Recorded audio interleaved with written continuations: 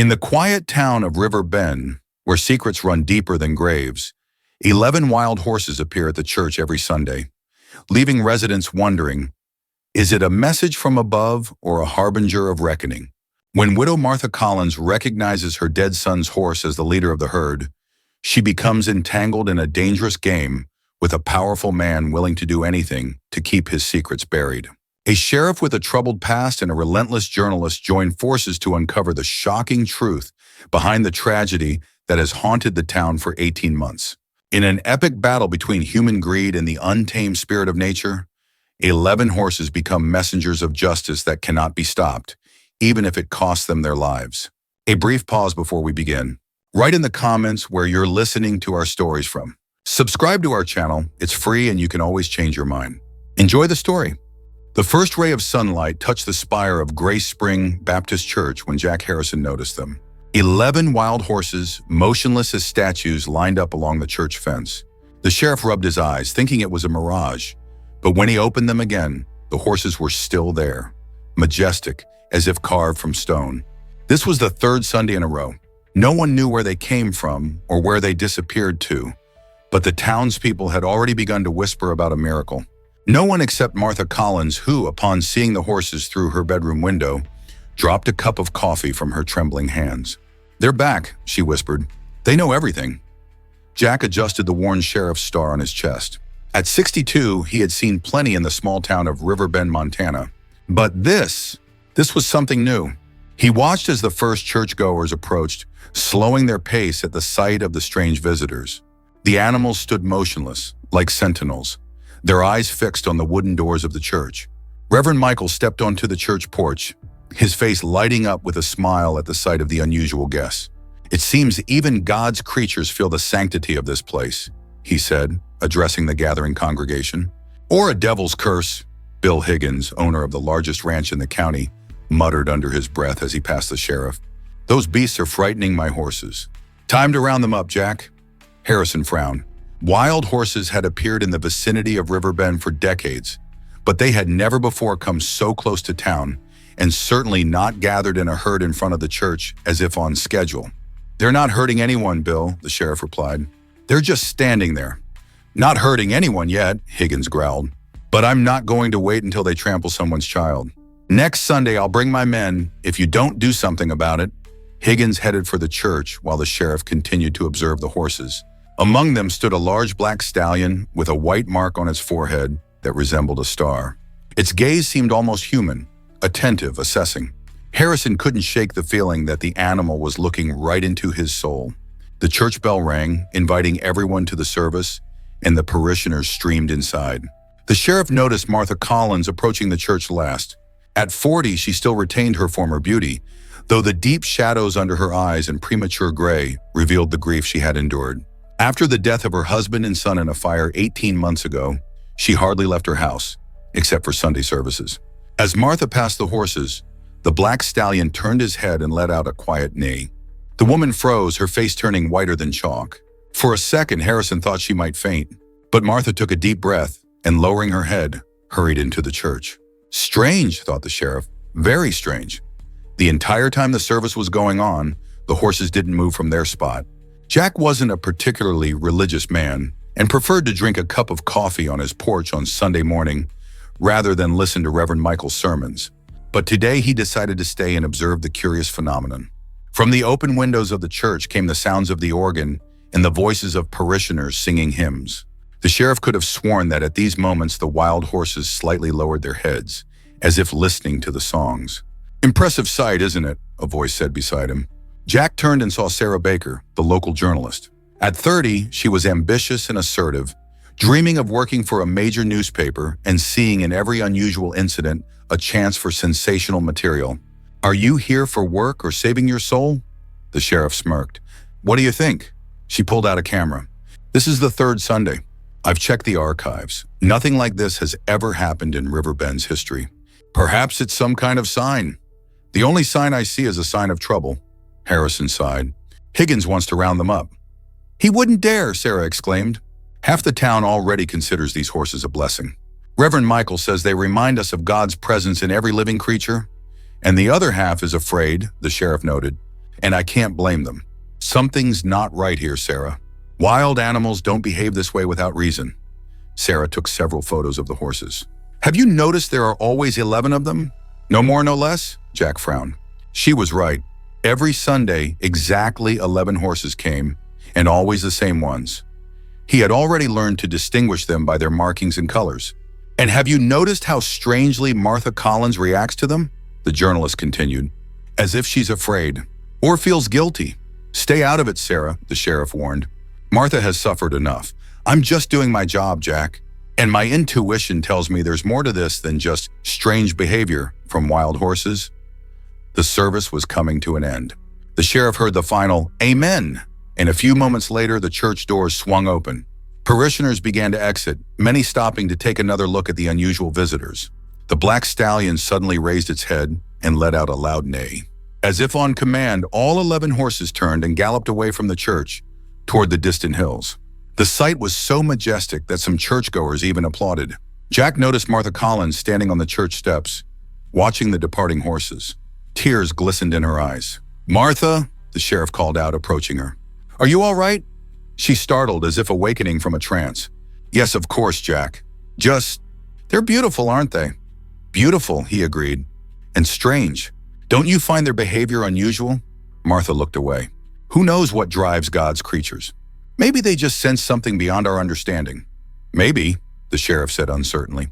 "Listen, Martha, if something's troubling you, you can always—" "Thank you, Jack," she interrupted him. "But I'm fine." "Really?" She quickly descended from the porch and headed toward her car. The sheriff watched her go when he felt a hand on his shoulder. "She's hiding something," Sarah said quietly, "and I intend to find out what it is." Jack wanted to reply that it was none of her business, but didn't get the chance. He was distracted by Bill Higgins' loud voice, who was arguing with Reverend Michael by the church fence. "These creatures aren't a blessing, they're a curse," Higgins shouted, "and I won't let them roam my land." "Bill, it's not your land," the priest calmly objected. "The land belongs to God, and these beautiful creatures have just as much right." "Don't preach to me, Michael. I pay taxes on my ranch and have every right to protect my property. Next Sunday they won't be here, I promise you that." Jack hurried over to the arguing men. "Calm down, gentlemen. Bill, no one is going to round up these horses without proper authorization." "Then give me that damn authorization, Sheriff," Higgins demanded, "or I'll go to the county judge." Reverend Michael shook his head. "Bill, I ask you to think about this.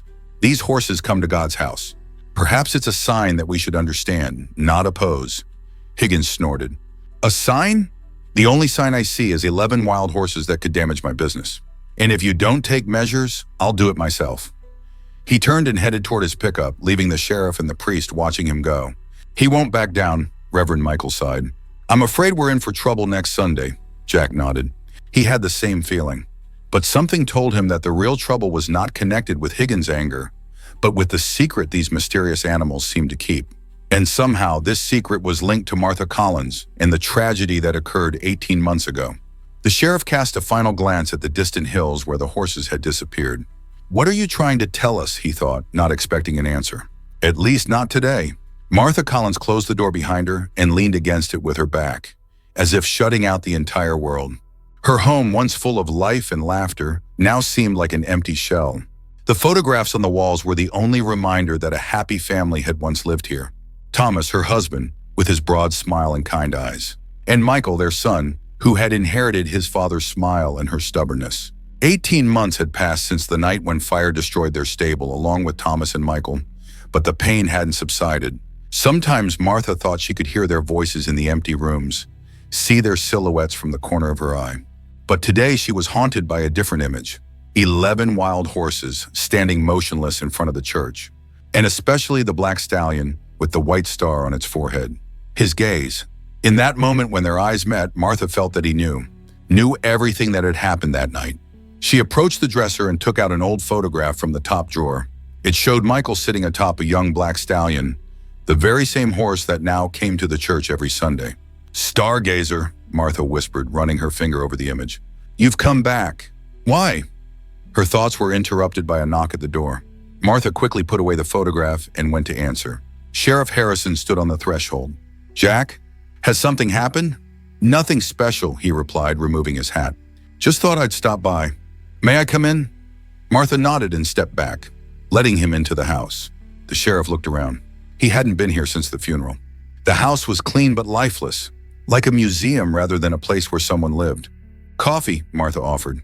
Wouldn't say no. They went to the kitchen. Martha filled the coffee pot with water and turned on the stove. Her movements were mechanical, like part of a daily ritual she performed to avoid thinking about more important and painful things. How are you holding up, Martha? Jack asked. Day by day, she answered, shrugging her shoulders. Sometimes better, sometimes worse. You know you can always come to me if you need help. Martha smiled weakly. I know, Jack. Thank you. But I think this is something I have to deal with on my own. The sheriff pressed his lips together, choosing his words. I noticed your reaction to the horses this morning. Martha froze for a moment, then continued preparing the coffee.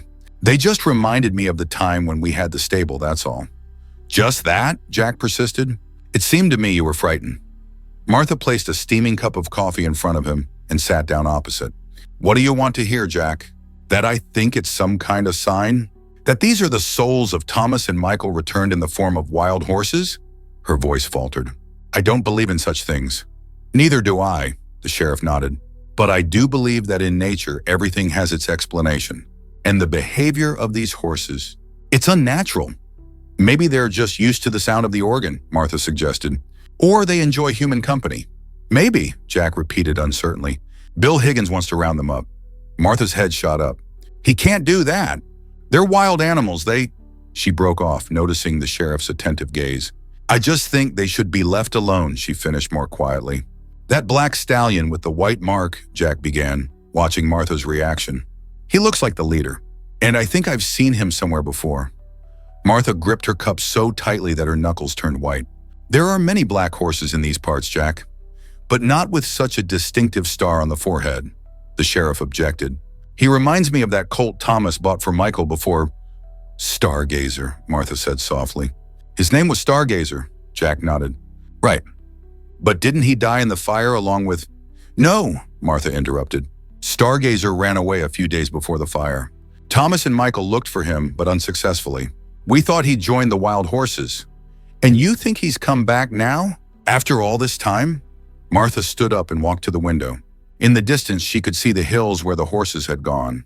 Ah, Sonam, I don't know what to think, Jack. I just want to be left in peace. The sheriff understood she was holding something back, but decided not to push. At least not now. All right, he stood up.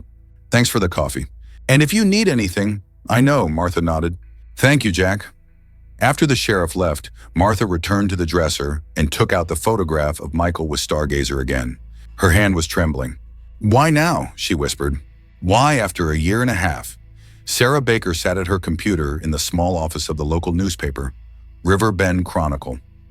For the past 2 hours, she had been searching for information about cases of unusual behavior in wild horses, but found nothing similar. Animals could get used to humans, sometimes even seek their company, but to come to church every Sunday as if attending service, this was something new. Perhaps I should dig in a different direction, Sarah thought, turning to the archived newspaper files. She began looking through issues from a year and a half ago, when the tragedy in the Collins family occurred. Nightfire claims 2 lives, read the headline. Sarah skimmed through the text. Though she already remembered the details, a fire broke out at night in the Collins stable. Thomas and his 16-year-old son Michael tried to save the horses and died when the roof collapsed. By the time the firefighters arrived, there was no one left to save. Several horses also perished in the fire. Sarah frowned. Something about this story had always seemed off to her. Thomas Collins was an experienced horse breeder and knew how to act in case of fire. Why did he and his son end up under a collapsing roof? She continued flipping through the newspaper and came across a small article published a week later. Cause of fire, faulty wiring. The investigation determined that the fire started due to a short circuit in the old electrical wiring. Sarah pondered. What if the wild horses in the fire were somehow connected? What if their appearance wasn't a miracle or a coincidence, but what? Revenge? A warning. She couldn't formulate her thought, but felt she was on the right track. Suddenly, an idea struck her. She quickly flipped through several more issues and found a photo report from the funeral of Thomas and Michael Collins. In one of the photos among the mourners was Bill Higgins. The expression on his face seemed strange to Sarah. Not grief, but rather tension or even fear. Why is he so insistent on rounding up the horses, the journalist wondered. Higgins owned the largest ranch in the county, and a dozen wild horses could hardly seriously affect his business. Sarah decided it was time to talk to those who might know more. She turned off her computer and was heading for the door when her mobile phone rang. The number was unfamiliar. "Sarah Baker speaking," she answered. "Miss Baker," the voice on the other end was quiet, almost a whisper. "I saw you at the church today. You were photographing the horses and talking to the sheriff." "Who is this?" Sarah frowned. "It doesn't matter. What matters is that I know the truth about those horses." "And about the fire at the Collins?" Sarah tensed. This could be a trap, but it could also be an important lead. "I'm listening." "Not over the phone," the voice objected. "Meet me in an hour at the old water tower outside of town." "Come alone." "Wait, I need to know who—" But the caller had already hung up. Sarah thought for a moment. The old water tower was in a secluded location, and meeting an unknown person there didn't seem like a good idea. On the other hand, her journalistic curiosity was stronger than caution. "I'll just let Jack know where I'm going, just in case," she decided, dialing the sheriff's number. Bill Higgins sat in his office at the ranch, nervously tapping his fingers on the desk. In front of him lay an old frame photograph, himself 20 years younger, next to Thomas Collins. Both were smiling, arms around each other's shoulders, with a racetrack visible in the background. "What am I supposed to do, Tom?" Higgins whispered, addressing the photograph. "They're coming back." "They know." There was a knock at the door, and Bill hastily put the photograph in his desk drawer. "Come in!" His senior stable hand Rick entered the office. A young, sturdy guy with a wary look. "You wanted to see me, boss?" "Yes, Rick," Higgins nodded. "Close the door." The stable hand obeyed and looked questioningly at his employer. "You saw those wild horses at the church?" "I did," Rick nodded. "Strange business." "More than strange," Higgins agreed. "And I want them gone by next Sunday." Rick frowned. "What do you mean, boss?" "I mean, you'll take a couple of guys and follow those horses. Find out where they live, and make sure they don't show up in town again." "You want us to round them up?" Rick clarified. Higgins hesitated for a moment. "If necessary, or just drive them away. The main thing is that they're not at the church on Sunday." "But boss, these are wild horses." "They're protected by law. If the sheriff finds out—" "The sheriff won't find out," Higgins cut him off. "If you do everything right, and I'll pay well for this job."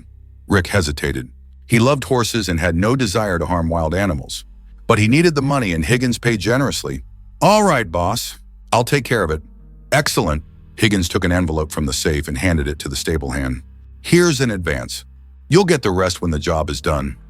After Rick left, Higgins took out the photograph again and stared at Thomas Collins' smiling face for a long time.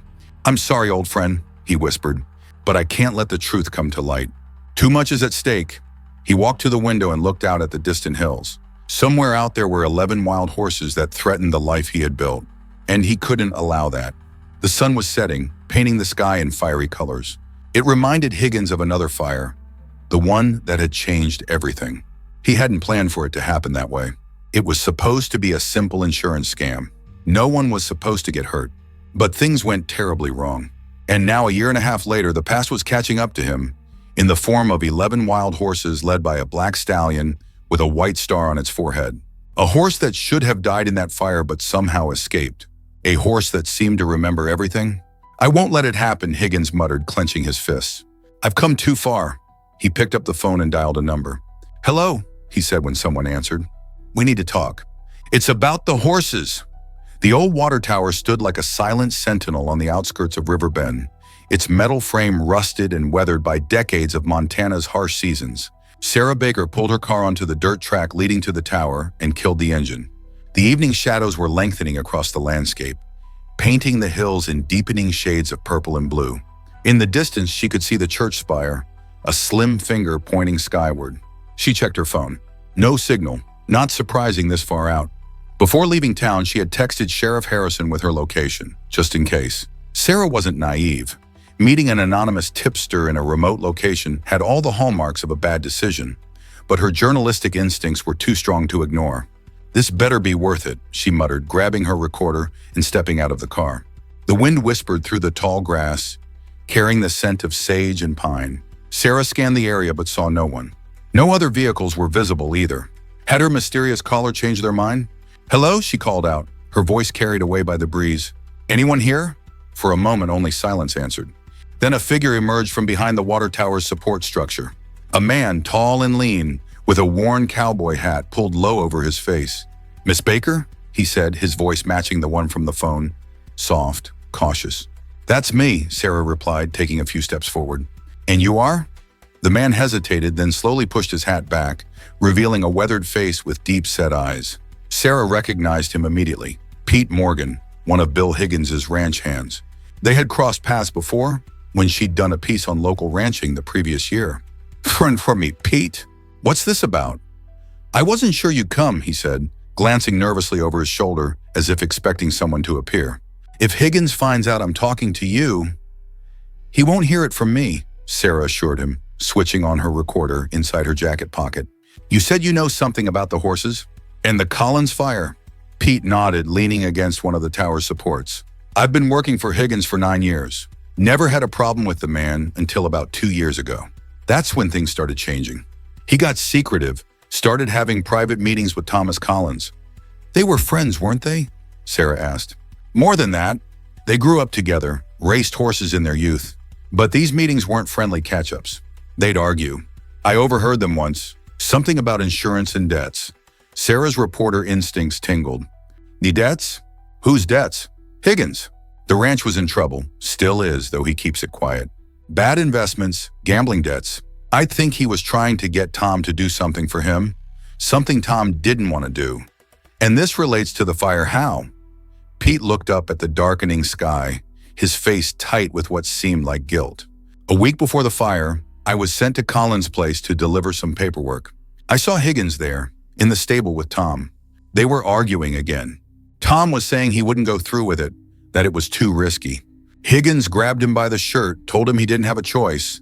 A chill ran down Sarah's spine that had nothing to do with the evening breeze. "You think Higgins had something to do with the fire?" Pete's eyes met hers, haunted. "I don't think it. I know it." He reached into his jacket and pulled out a crumpled envelope.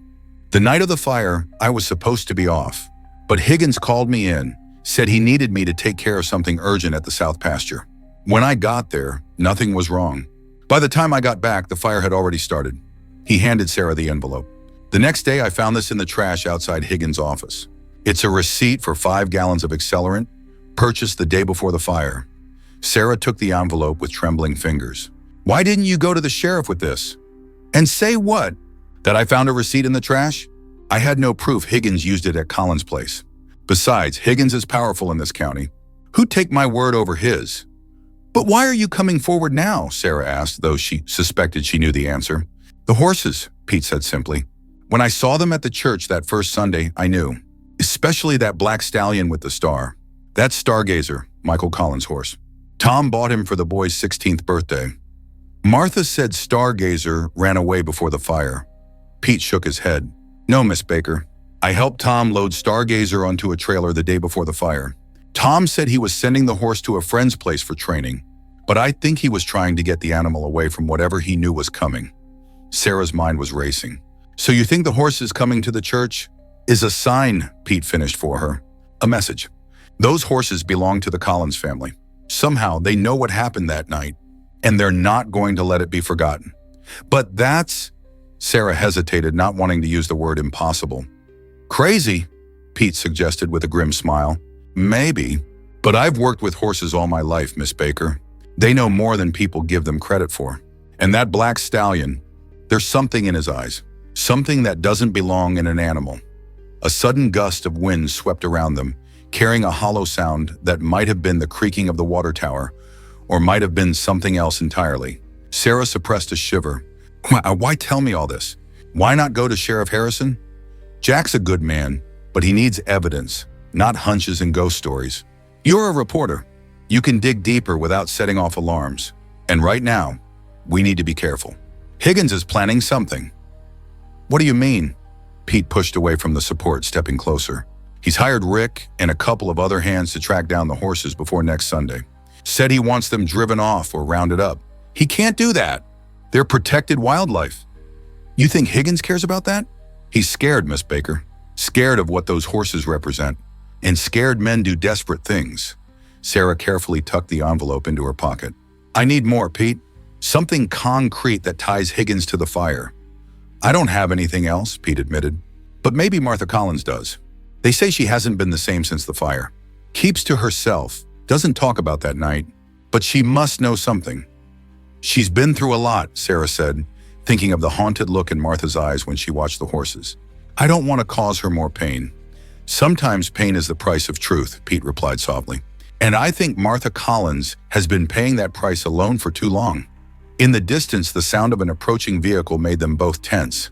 Pete pulled his hat down low again. I should go. Be careful, Miss Baker.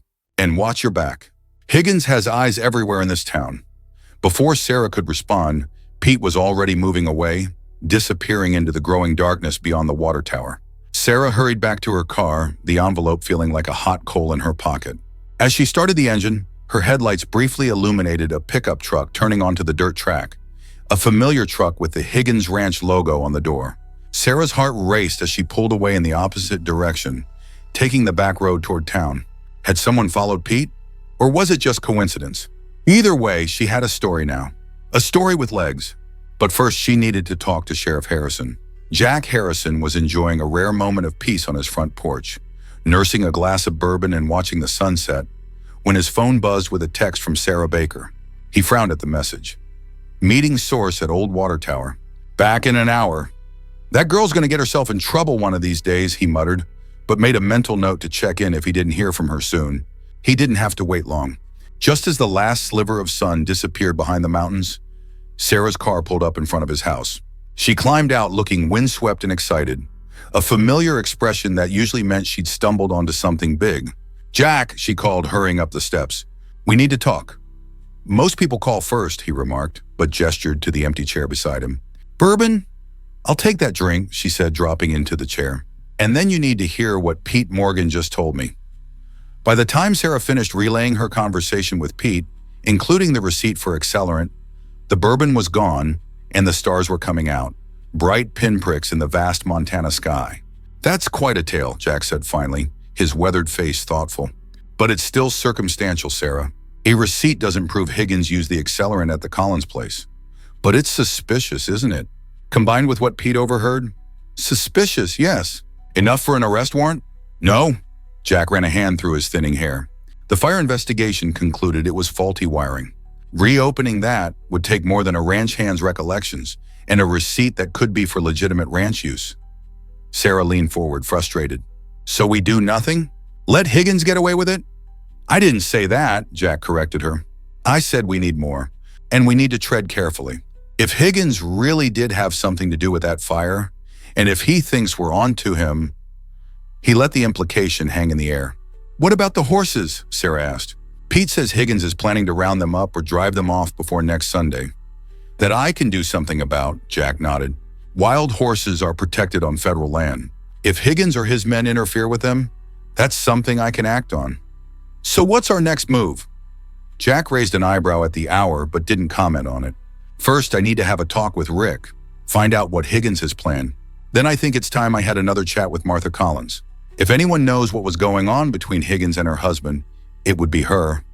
I want to talk to her too, Sarah insisted. No, Jack said firmly.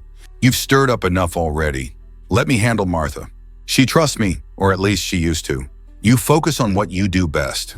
Dig into Higgins' financial situation. If Pete's right about the ranch being in trouble, there might be a paper trail. Sarah looked like she wanted to argue, but something in the sheriff's expression made her reconsider. Fine, but keep me in the loop. I will, Jack promised, though they both knew it was a lie. Now go home and lock your doors. And Sarah, watch your back. That's what Pete said, she replied with a grim smile. Seems like solid advice these days. After Sarah left, Jack remained on the porch for a long time, staring at the distant hills where, somewhere, 11 wild horses roamed free. The black stallion with the star marking nagged at his memory. He had seen that horse before, he was sure of it. Not just in passing at the Collins Ranch, but somewhere else, in a context that whispered of importance. The sheriff finally rose, his knees cracking in protest. Inside, he retrieved an old box from his closet, filled with case files that had never been officially closed. Among them was a thin folder labeled Collins Fire Supplementary Notes. Jack's personal observations that hadn't made it into the official report. He spread the contents on his kitchen table. Witness statements, photographs of the burned-out stable, insurance documents, nothing he hadn't reviewed a dozen times before. But then something caught his eye. A photograph taken at the county fair the year before the fire. Thomas Collins stood proudly beside a young black horse, Stargazer, with Michael sitting astride. But it was the figure in the background that drew Jack's attention now.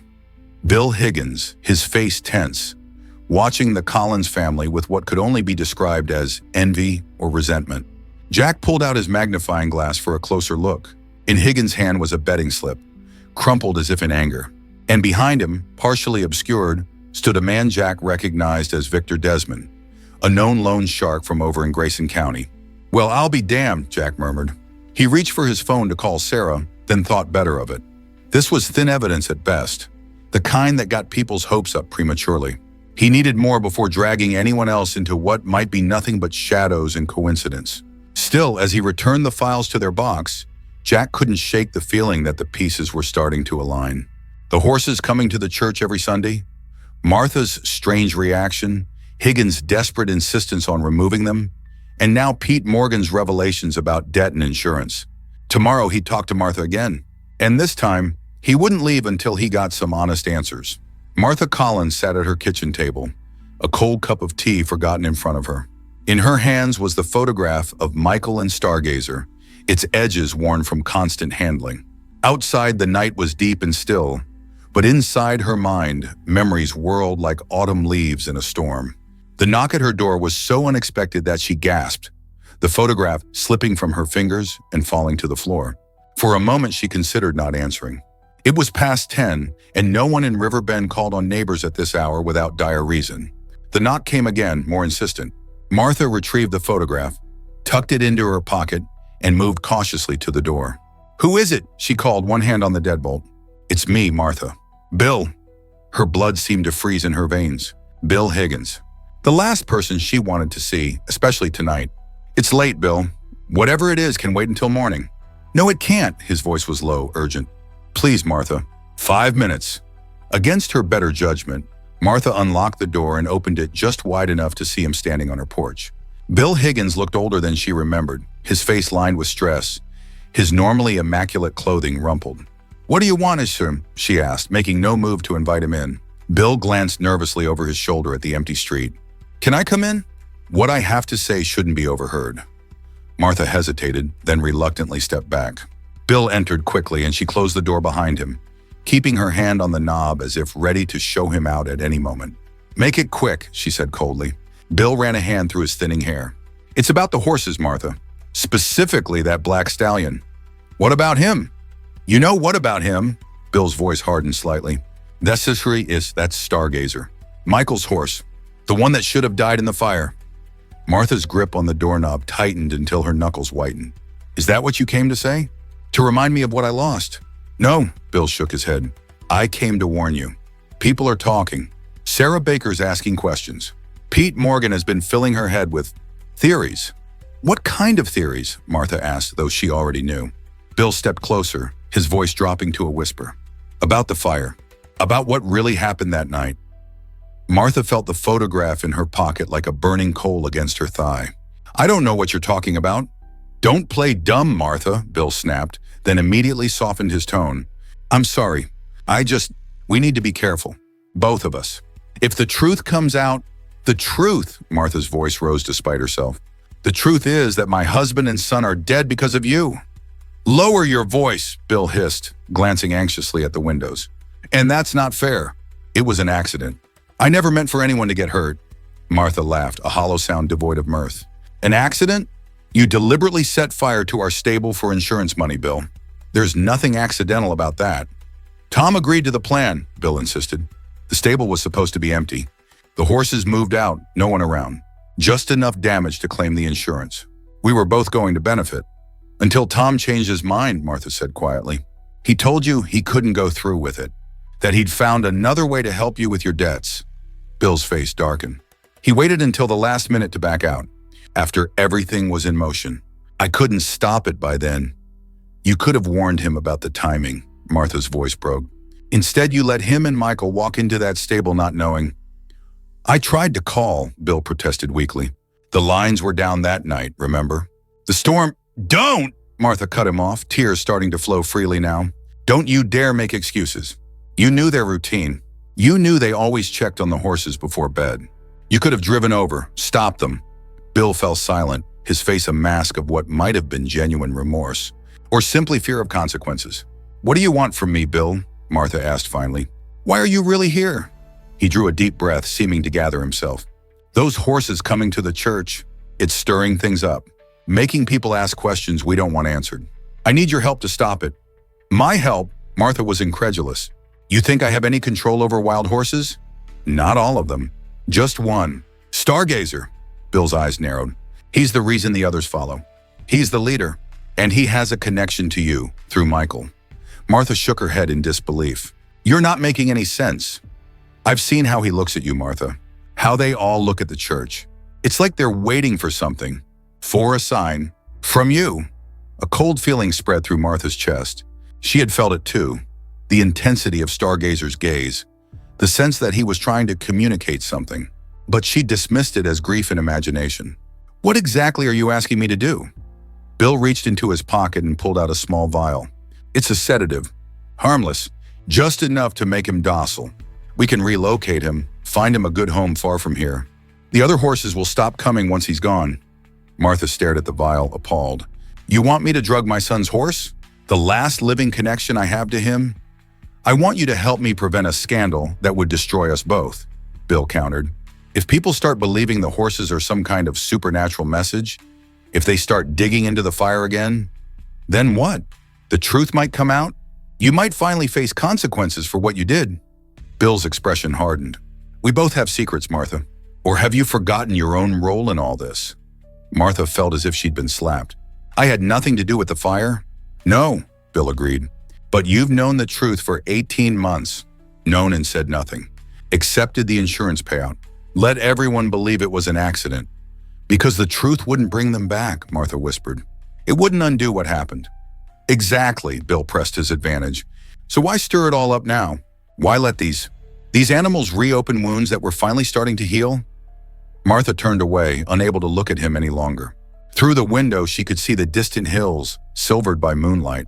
Somewhere out there, 11 horses roam free, led by a stallion that should have died but didn't. A horse that seemed determined to bring truth to light, no matter the cost. Get out, she said quietly. Martha, get out of my house, Bill, and take your poison with you. For a moment, she thought he might refuse. Then with a heavy sigh, he pocketed the vial and moved toward the door. Think about it, Martha. This doesn't end well for either of us. After he left, Martha locked the door and leaned against it, her legs suddenly too weak to support her. She pulled the photograph from her pocket and stared at it through tears. Michael smiled back at her, one hand tangled in Stargazer's mane, his face alight with the joy of youth and possibility. A future that had been stolen from him by greed and deception. And beside him, Stargazer, proud, intelligent, devoted. A horse that had somehow escaped death and returned, leading others in what could only be described as a silent accusation. Martha traced her finger over her son's face, remembering his voice, his laugh, the way his eyes crinkled at the corners, just like his father's. What should I do, Michael? She whispered. What are you trying to tell me? Outside, the wind picked up, carrying with it the distant sound of hoofbeats, like whispers in the night. Or perhaps it was just her imagination, fueled by grief and guilt and a desperate longing for answers that would never come. But in her heart, Martha knew, the time for silence was over. Whatever consequences came, the truth needed to be told. For Thomas, for Michael, for herself, and for 11 wild horses that refused to let the past stay buried. Dawn broke over River Bend in a wash of pale gold and lavender. Rick Lawson guided his horse along a ridge overlooking a small valley, his eyes scanning the terrain below. Behind him rode 2 other men from Higgins Ranch, Joey Welch and Darren Tucker, both experienced hands but neither particularly enthusiastic about their current assignment. Tell me again why we're chasing wild horses at the crack of dawn? Joey called from the rear, stifling a yawn. Boss's orders, Rick replied without turning. Find where they're grazing, figure out their patterns. And then what? Darren asked, pulling alongside. Higgins was pretty vague about the actual plan. Rick hesitated. He hadn't shared the full extent of Higgins' instructions with the others. We observed today. That's all. Observing pays the same as sleeping, I guess, Joey quipped, adjusting his hat against the rising sun. Rick nodded absently, his attention caught by movement in the valley below. There, a flash of movement near the tree line. He raised his binoculars. "Got 'em," he murmured. Through the lenses, he could make out several horses grazing in the early morning light. He counted 7, 8, 9. Where were the other 2?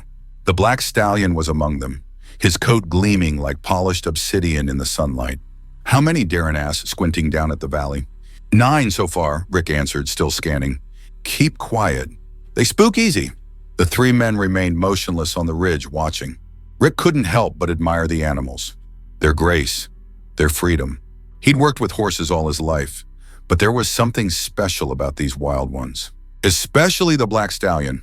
"That's the one Higgins is worried about, isn't it?" Joey nodded toward Stargazer. "What's so special about him?" "Used to belong to the Collins boy," Darren explained before Rick could answer. "The one who died in that fire. How'd he end up running wild?" "Escaped, I guess," Darren shrugged. "Lucky break for him, considering." Rick lowered his binoculars, frowning. "Doesn't make sense, though. That horse was well-trained, devoted to the kid. Horses like that don't just run off." "Maybe he sensed something coming," Joey suggested, only half joking. "They say animals can tell when bad stuff's about to happen." Rick was about to respond when movement caught his eye. The last 2 horses emerging from the tree line. But they weren't alone. Walking between them, his hand resting casually on one's flank, was a man. "What the hell?" Rick raised his binoculars again. "There's someone with them." Joey and Darren leaned forward in their saddles, straining to see. "Who is it?" Darren asked. Rick focused the binoculars. The man was tall, late 60s maybe, with a long gray beard and weathered features. He wore a battered cowboy hat and a faded denim jacket that had seen better days. Something about him seemed familiar, but Rick couldn't place him. "Don't know," he admitted, "but he's sure comfortable with those horses." They watched as the man led the 2 horses to join the rest of the herd. The black stallion trotted over immediately, nudging the man's shoulder in what appeared to be a greeting. The man stroked the horse's neck and seemed to be speaking to him. "This is weird," Joey muttered. "Those are supposed to be wild horses, right?" "Maybe he's a wrangler," Darren suggested. "Someone who works with wild herds." "Out here? Miles from anywhere?" Rick shook his head. "And wild horses don't let humans touch them like that. Not without months of trust building." The man suddenly looked up, as if sensing their presence. Even from this distance, Rick felt a chill when those eyes seemed to lock onto him. The stranger raised a hand in greeting, or warning, then whispered something to the black stallion. A moment later, he was walking back toward the tree line, and the horses were moving away in the opposite direction, quickly picking up speed. Rick muttered, "and now they're on the move. Come on." He nudged his horse forward, intending to follow the herd, but Darren grabbed his reins. "Wait, what about that guy? Shouldn't we find out who he is? If he's messing with the horses Higgins wants us to deal with?" Rick hesitated, torn. The man had disappeared into the trees, but the horses were still visible, moving toward the eastern hills. "You 2 follow the horses," he decided. "I'll try to catch up with our mystery man. Meet back at the ranch by noon." The men nodded, and Rick urged his horse down the ridge toward the trees, while Joey and Darren peeled off after the retreating herd. The forest was denser than it had appeared from above, the light filtering through the pines in dappled patterns. Rick rode slowly, alert for any sound or movement. Something about this whole situation felt wrong. Wild horses that weren't entirely wild, a stranger who could handle them with ease, and Higgins' sudden obsession with removing them from town. A twig snapped somewhere to his left. Rick reined in his horse, listening. "I know you're following me, son," a voice called, startlingly close. "Might as well show yourself properly."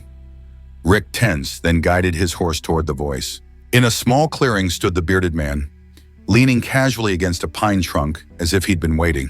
"You're trespassing," Rick said, though he wasn't entirely sure that was true. These woods didn't belong to Higgins or anyone else he knew of. The old man's weathered face crinkled in a smile. "Am I? Or are you the one who doesn't belong here, chasing horses that ain't yours to chase?" Rick frowned. "Who are you? And what's your business with those horses?" "Name's Joseph Green. Most folks call me Old Joe. As for my business," he shrugged, "I look after things that need looking after. Those are wild horses, protected by law." "Are they now?" Joe's eyes twinkled. Seems to me there's something more than that. Something that's got Bill Higgins mighty spooked." Rick stiffened. "You know Higgins?" "Know of him," Joe corrected. "Know what he did too." And what's that supposed to mean? Joe pushed away from the tree, approaching Rick's horse without a hint of caution. The animal, normally wary of strangers, stood perfectly still. "You seem like a decent sort," Joe said, looking up at Rick. "So I'll give you some advice. Whatever Higgins is paying you to track these horses, it ain't worth it. There are some lines a man shouldn't cross, and messing with messengers is one of them." "Messengers?" Rick echoed, confused. "Those horses are carrying truth," Joe said simply. "A truth that's been buried too long. And truth has a way of coming to light, one way or another." Rick scoffed, though a tendril of unease curled through him. "You sound like a crazy old man." "Maybe," Joe conceded with a half smile. "But I've been around long enough to know when something ain't natural. Those horses going to that church every Sunday? That black stallion staring into people's souls? That's a message, plain as day. And some folks don't want that message delivered." "Look," Rick said, losing patience, "I don't know what game you're playing, but those horses are causing problems in town. All we're doing is monitoring them. Today maybe," Joe nodded. "But what about tomorrow? What happens when Higgins tells you to do more than just watch?" The question hit uncomfortably close to Rick's own concerns. He shifted in his saddle. "That's not your business." "No," Joe agreed. "It's yours, and you'll have to live with whatever choice you make." He started to walk away, then paused, looking back over his shoulder. "By the way, that black stallion, his name is Stargazer. He belonged to Michael Collins. Good kid. Didn't deserve what happened to him." "I know that," Rick said. "Everyone knows that." "Do they?" Joe asked softly. "Do they know everything that happened that night? Does Martha Collins? Does the sheriff?" Before Rick could respond, a distant whinny caught their attention. Joe tilted his head, listening. "Your friends are having trouble with the herd," he remarked. "Might want to go help them." With that, he turned and disappeared between the trees with surprising speed for a man of his age. Rick sat motionless for a moment, torn between pursuing Joe and checking on Joey and Darren. Another whinny, more urgent this time, made the decision for him. He wheeled his horse around and galloped toward the sound. He found Joey and Darren in a narrow canyon, their horses prancing nervously as they faced the wild herd. The horses had been cornered against a steep rock face and were clearly agitated. The black stallion, Stargazer, stood at the front, pawing the ground and snorting clouds of steam into the cool morning air. "What happened?" Rick demanded, pulling up beside them. "We were just following, like you said," Joey explained, his face pale. "Then they turned into this canyon. We thought we'd lost them, but then they were just like they were waiting for us." Rick surveyed the scene. 11 wild horses backed against a cliff, facing 3 mounted men. It should have been the horses showing fear, not the humans. But something in their stance, particularly the black stallion's unwavering gaze, suggested they weren't trapped at all. "Let's back off," Rick decided. "Give them space." "But we've got them cornered," Darren protested. "Isn't this what Higgins wanted?" "We're just observing today," Rick reminded him. "Besides, I don't like this setup. It feels wrong." As if in agreement, Stargazer let out a piercing neigh and pawed the ground again. Behind him, the other horses shifted restlessly. "Fine by me," Joey said, already turning his mount. "Those horses give me the creeps anyway." They began to back their horses away slowly. Rick kept his eyes on Stargazer, remembering old Joe's words. Messengers carrying truth. It sounded like superstitious nonsense, and yet, the stallion suddenly charged forward, stopping just yards from them. The 3 ranch hands froze. For a heartbeat, everything was still. Then Stargazer reared up, hooves slashing the air, and let out a sound that seemed too mournful, too deliberate to be a simple whinny, a challenge, or a warning. Behind him, the other horses formed a perfect line, as if in formation. It was the most unnatural thing Rick had ever seen horses do, wild or domestic. "Jesus Christ," Darren whispered. Stargazer dropped back to all fours, his dark eyes fixed on Rick with an intensity that felt almost human. Then, with a toss of his head, he wheeled around and galloped toward a narrow path leading up the side of the canyon that none of the men had noticed before. The other horses followed in single file, a black and brown stream flowing up the impossible path and disappearing over the ridge. Within moments, they were gone, leaving only dust and the echo of hoofbeats in the morning air. The 3 men sat in stunned silence, staring at the empty path. "Did you see that?" Joey finally managed, his voice barely above a whisper. They moved like they were trained, like they were following orders. "Wild horses don't do that," Darren agreed, shaking his head in disbelief. Rick said nothing, his mind racing. First, the old man who seemed to know the horses personally, Now this unnaturally coordinated escape. Nothing about this situation made sense unless… Let's head back, he decided abruptly. We need to report to Higgins. As they rode back toward the ranch, Rick found himself increasingly troubled by what they'd witnessed, and by old Joe's cryptic warnings. What truth were these horses supposedly carrying? What had really happened the night of the fire that killed Thomas and Michael Collins? And most disturbing of all, what would Higgins ask them to do next? Sarah Baker hunched over her laptop in the quiet corner of River Bend's only coffee shop. Morning Glory. The place was nearly empty at this hour, most of the morning rush having already departed for work. Perfect for what she needed. Privacy and Wi-Fi better than what she had at home. For the past 2 hours, she'd been digging into Bill Higgins' financial history. Public records were limited, but what she could find painted an interesting picture. 5 years ago, Higgins' ranch had been thriving. Cattle prices were up, and Higgins had been expanding, buying adjacent properties and investing in better breeding stock. Then things changed. A series of bad investments, from what Sarah could gather. A failed attempt to break into the lucrative quarter-horse breeding business. A partnership in a slaughterhouse that went bankrupt amid animal welfare scandals. And most tellingly, a string of properties being sold off at prices that suggested desperation rather than strategy. "What got you into such a hole, Bill?" Sarah murmured, scrolling through property records. She was so absorbed in her research that she jumped when someone slid into the chair across from her. Looking up, she found herself face to face with a young woman she recognized as Amy Parsons, who worked as a teller at Riverbend Savings and Loan. "Jesus, Amy, you scared me," Sarah said, closing her laptop halfway. "Sorry," Amy glanced around nervously, then leaned in. "I saw your piece in last week's paper. About the wild horses," Sarah nodded. She'd written a fairly straightforward article about the horses' appearances at the church, presenting it as a curious local phenomenon. She'd been careful not to hint at any deeper suspicions, not yet. "What about it?" she asked. Amy bit her lip. "I'm probably going to get fired for this, but I think you should look into Higgins' loans. Specifically, the one that was paid off right after the Collins fire." Sarah's journalist instincts went on high alert. "What loan?" "A personal loan. A big one. Not through our bank, it was with someone from out of county. Victor something. But Higgins came in the week after the fire and made a massive cash deposit. Then transferred most of it out immediately. It was unusual. Unusual enough that you remember it a year and a half later?" Amy nodded. "It was my first week on the job. And Mr. Higgins was not himself. Agitated. Kept looking over his shoulder. Said something about it being over and finally done with that bastard." Sarah felt a chill run down her spine. "Amy, are you sure about this? This is serious." "I'm sure," Amy's voice dropped even lower. "Look, everyone in town loved Thomas and Michael Collins. If there was something fishy about that fire…" She straightened up, gathering her courage. "Check the dates.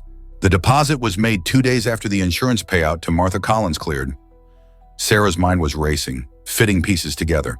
"Why are you telling me this now?" "Those horses," Amy said simply. "Every Sunday standing there like they're waiting for justice. It gives me chills. And then I saw you asking questions around town, and I thought maybe…" She shrugged, already standing. "Anyway, I've said too much. I could lose my job for telling you this." "I won't mention your name," Sarah promised. "Thank you, Amy." After Amy left, Sarah sat back in her chair, mind whirling. This was the connection she needed. A financial motive linking Higgins directly to the Collins fire. But she still needed proof. Something more concrete than a bank teller's recollection. She opened her laptop again, but a notification on her phone distracted her. A text from an unknown number. "Water tower. Noon. More info on H." "Come alone," Sarah frowned. Another anonymous source? After Pete Morgan's revelations, she was wary, but also intrigued. She checked her watch, 11:30, just enough time to get there. This time she decided she wouldn't tell the sheriff where she was going. Jack Harrison was a good man, but he played things by the book. And sometimes, to get to the truth, you had to venture off the page. The water tower looked different in daylight, less ominous, more decrepit. Sarah parked her car in the same spot as before and surveyed the area. No other vehicles in sight. She checked her phone, 12:05. Her mystery texter was late. She was about to get out of the car when movement caught her eye. A figure emerging from the trees on foot. Even at a distance, she recognized Pete Morgan's lanky frame. Sarah relaxed slightly, opening her door. Pete approached cautiously, his hat pulled low. "You weren't followed?" "No," Sarah assured him. "What's this about?" Your text was pretty vague. Pete glanced around nervously before answering. I overheard something this morning. Higgins sent Rick and some others out to track the horses. They came back acting strange, spooked. Spooked how? Like they'd seen a ghost, Pete said. Rick was asking old Joe Green about the Collins fire. Sarah frowned. Old Joe, the hermit who lives out in the hills? That's him. He's got some connection to those horses. Been seen with them a few times. Folks say he talks to them. And you believe that? Pete shrugged. I believe there's something odd about those horses. And I believe Higgins is planning something bad for them. What kind of bad? Rick wouldn't say exactly, but they're going out again tonight.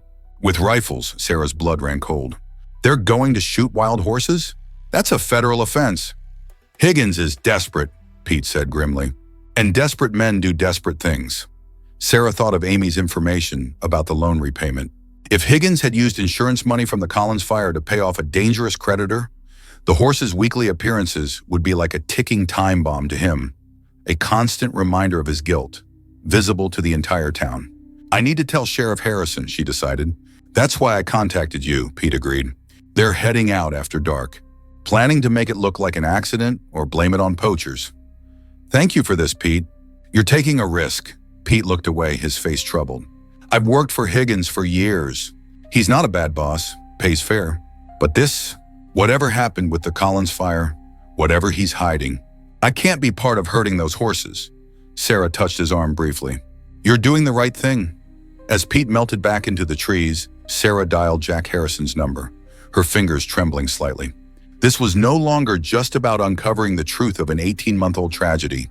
Now it was about preventing a new one. Sheriff Jack Harrison was in his office reviewing the old Collins fire case files when Sarah Baker burst through the door, breathless and agitated. Oh, Jack, Higgins is planning to kill the horses. Harrison looked up, frowning at the interruption. Slow down, Sarah. What are you talking about? Sarah paced in front of his desk, words tumbling out as she recounted her conversation with Pete Morgan, as well as what Amy Parsons had told her about Higgins's suspicious financial transactions after the fire. Jack listened without interruption, his expression growing increasingly grave. When she finished, he sat back in his chair, fingers steepled. That's quite a story, he said finally. But it's still mostly hearsay. Pete Morgan didn't actually hear Higgins order the horses shot, did he? No, but... And this bank teller, can she provide documentation of these transactions? Sarah deflated slightly. Probably not without risking her job. Then what we have is a theory, not evidence. Jack reached for his hat, standing. That said, I don't intend to let anyone harm those horses. I'll have a talk with Higgins, make it clear that any action against federally protected wildlife will be prosecuted. That's it? Sarah asked, incredulous. A talk? What did you expect? That I'd arrest him based on rumor and speculation? I expected you to take this seriously. People are coming forward, Jack. They're seeing connections between these horses and what happened to the Collins family. Jack paused, studying her. This isn't just about a newspaper story anymore, is it? You actually believe these horses are some kind of... What? Supernatural messengers? Sarah flushed. I believe in following the evidence. And right now, all evidence points to Higgins having something to do with that fire, and those horses being connected to it somehow. The sheriff sighed, grabbing his jacket. Look, I'll drive out to Higgins' place now, have a word, and I'll assign a deputy to patrol the areas where the horses have been spotted. Best I can do with what we've got. And Martha Collins? Are you going to talk to her again? Planning to, yes, though I doubt she'll be more forthcoming than last time. Sarah hesitated, then decided to push her luck. Let me come with you. To talk to Martha. Jack gave her a long look. Why would I do that? Because she might open up more to another woman. Because I've been researching this story for weeks and might spot connections you'd miss. Because you won't stop poking around even if I tell you to. Jack finished for her, a hint of resignation in his voice. Exactly, Jack shook his head, but a reluctant smile tugged at his lips. Fine. Meet me at the Collins place at 4, but you follow my lead, understand? Martha's been through enough without being ambushed by an overeager reporter. Understood, Sarah agreed readily. And Higgins? I'll handle Higgins, Jack assured her, his expression hardening. One way or another. As Sarah left the sheriff's office, a strange mixture of anticipation and dread settled in her stomach. They were getting closer to the truth. She could feel it. But the closer they got, the more dangerous the pursuit became. For them, and for 11 wild horses that seemed determined to expose secrets long buried. Bill Higgins paced his office, agitation evident in every step. Rick Lawson stood by the door, uncomfortable with his boss's obvious distress. "Let me get this straight," Higgins said, stopping to face Rick.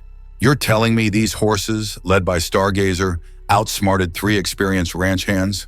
And that some old hermit is out there, talking to them like he's Dr. Dolittle?" "It wasn't like that exactly," Rick hedged. "But yes, they moved. Unnaturally. And old Joe definitely has some connection to them." "Joe Green," Higgins muttered, resuming his pacing. "That old coot's been living in those hills for decades. Probably gone senile." "He seemed pretty sharp to me," Rick observed cautiously. "And he mentioned you specifically." "Said he knows what you did." Higgins froze. "What I did?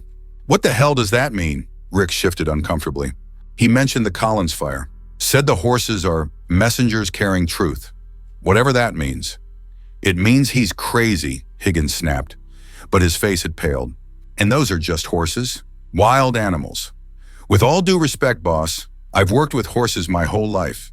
What we saw today, that wasn't normal horse behavior." Higgins moved to the window, staring out at his ranch. Once the pride of the county, now mortgaged to the hilt and hanging by a thread. Everything he'd worked for, everything he'd sacrificed for, all at risk because of 11 wild horses and one old man's delusions. "We need to move up the timeline," he decided. "Those horses need to disappear. Tonight," Rick straightened. "Disappear how exactly?" Higgins turned, his expression cold. "I don't care. Run them off. Capture them. Just make sure they're not at that church on Sunday. And if they resist? If they don't cooperate," Rick pressed, needing to hear it directly. Higgins hesitated, then his face hardened. "Then do what needs to be done. I'll make it worth your while." Rick felt a chill at the implicit instruction. "Boss, killing wild horses is illegal. We could all end up in federal prison." "Only if you get caught," Higgins countered. "And if it's done right, it'll look like poachers or wolves. Natural causes." "There's nothing natural about shooting horses," Rick said before he could stop himself. Higgins' eyes narrowed. "Are you refusing my order, Rick?" A tense silence stretched between them. Rick had worked for Higgins for 5 years, had always been loyal. But this was different. This was wrong on a level that went beyond employment. "I need to think about it," he said finally. "No time for thinking," Higgins said coldly. "Either you're with me or you're against me." "Which is it?" Rick opened his mouth to respond, but was interrupted by the sound of tires on gravel. Both men looked out the window to see Sheriff Harrison's patrol car pulling up to the house. "Perfect timing," Higgins muttered. Not a word about this to Harrison, understood? "As far as he's concerned, we're just monitoring the horse's movements, nothing more." Rick nodded mutely, his mind racing. He had a choice to make, and quickly. Stay loyal to Higgins and potentially become an accomplice to a federal crime, or do what he knew was right. As Sheriff Harrison approached the house, Rick slipped out the back door, heading for the stables. He needed to talk to Pete, and maybe if his suspicions were correct, they both needed to make a difficult decision about where their true loyalties lay. Martha Collins stood at her kitchen window, watching dark clouds gather on the horizon. A storm was coming, both literally and figuratively. She could feel it in the air, in the restless wind that rattled the window panes and stirred the wind chimes Thomas had hung years ago. The sound once brought her comfort. Now it only reminded her of all she had lost. She turned away from the window and moved to the living room, where dozens of photographs chronicled a life that no longer existed. Thomas at their wedding, young and handsome in his rented tuxedo. Michael as a baby, then a toddler, then a gangly teenager with his father's smile. The three of them at the county fair, the same day Michael had first ridden Stargazer in the junior competition. They had taken second place, and Michael had been so proud you'd have thought they'd won Olympic gold. Martha picked up that particular photograph, studying it closely. In the background, partially cropped, stood Bill Higgins talking to a man Martha didn't recognize. Tall, expensively dressed, with a cold expression that seemed at odds with the festive atmosphere. At the time, she hadn't thought anything of it. Now, looking back with the clarity that comes from knowing what followed, she wondered if that was the moment. The moment Bill's desperate plan began to take shape.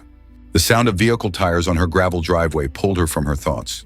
She set the photo down and moved to the window. Sheriff Harrison's patrol car had pulled up, and beside it, Sarah Baker's compact sedan. Martha frowned.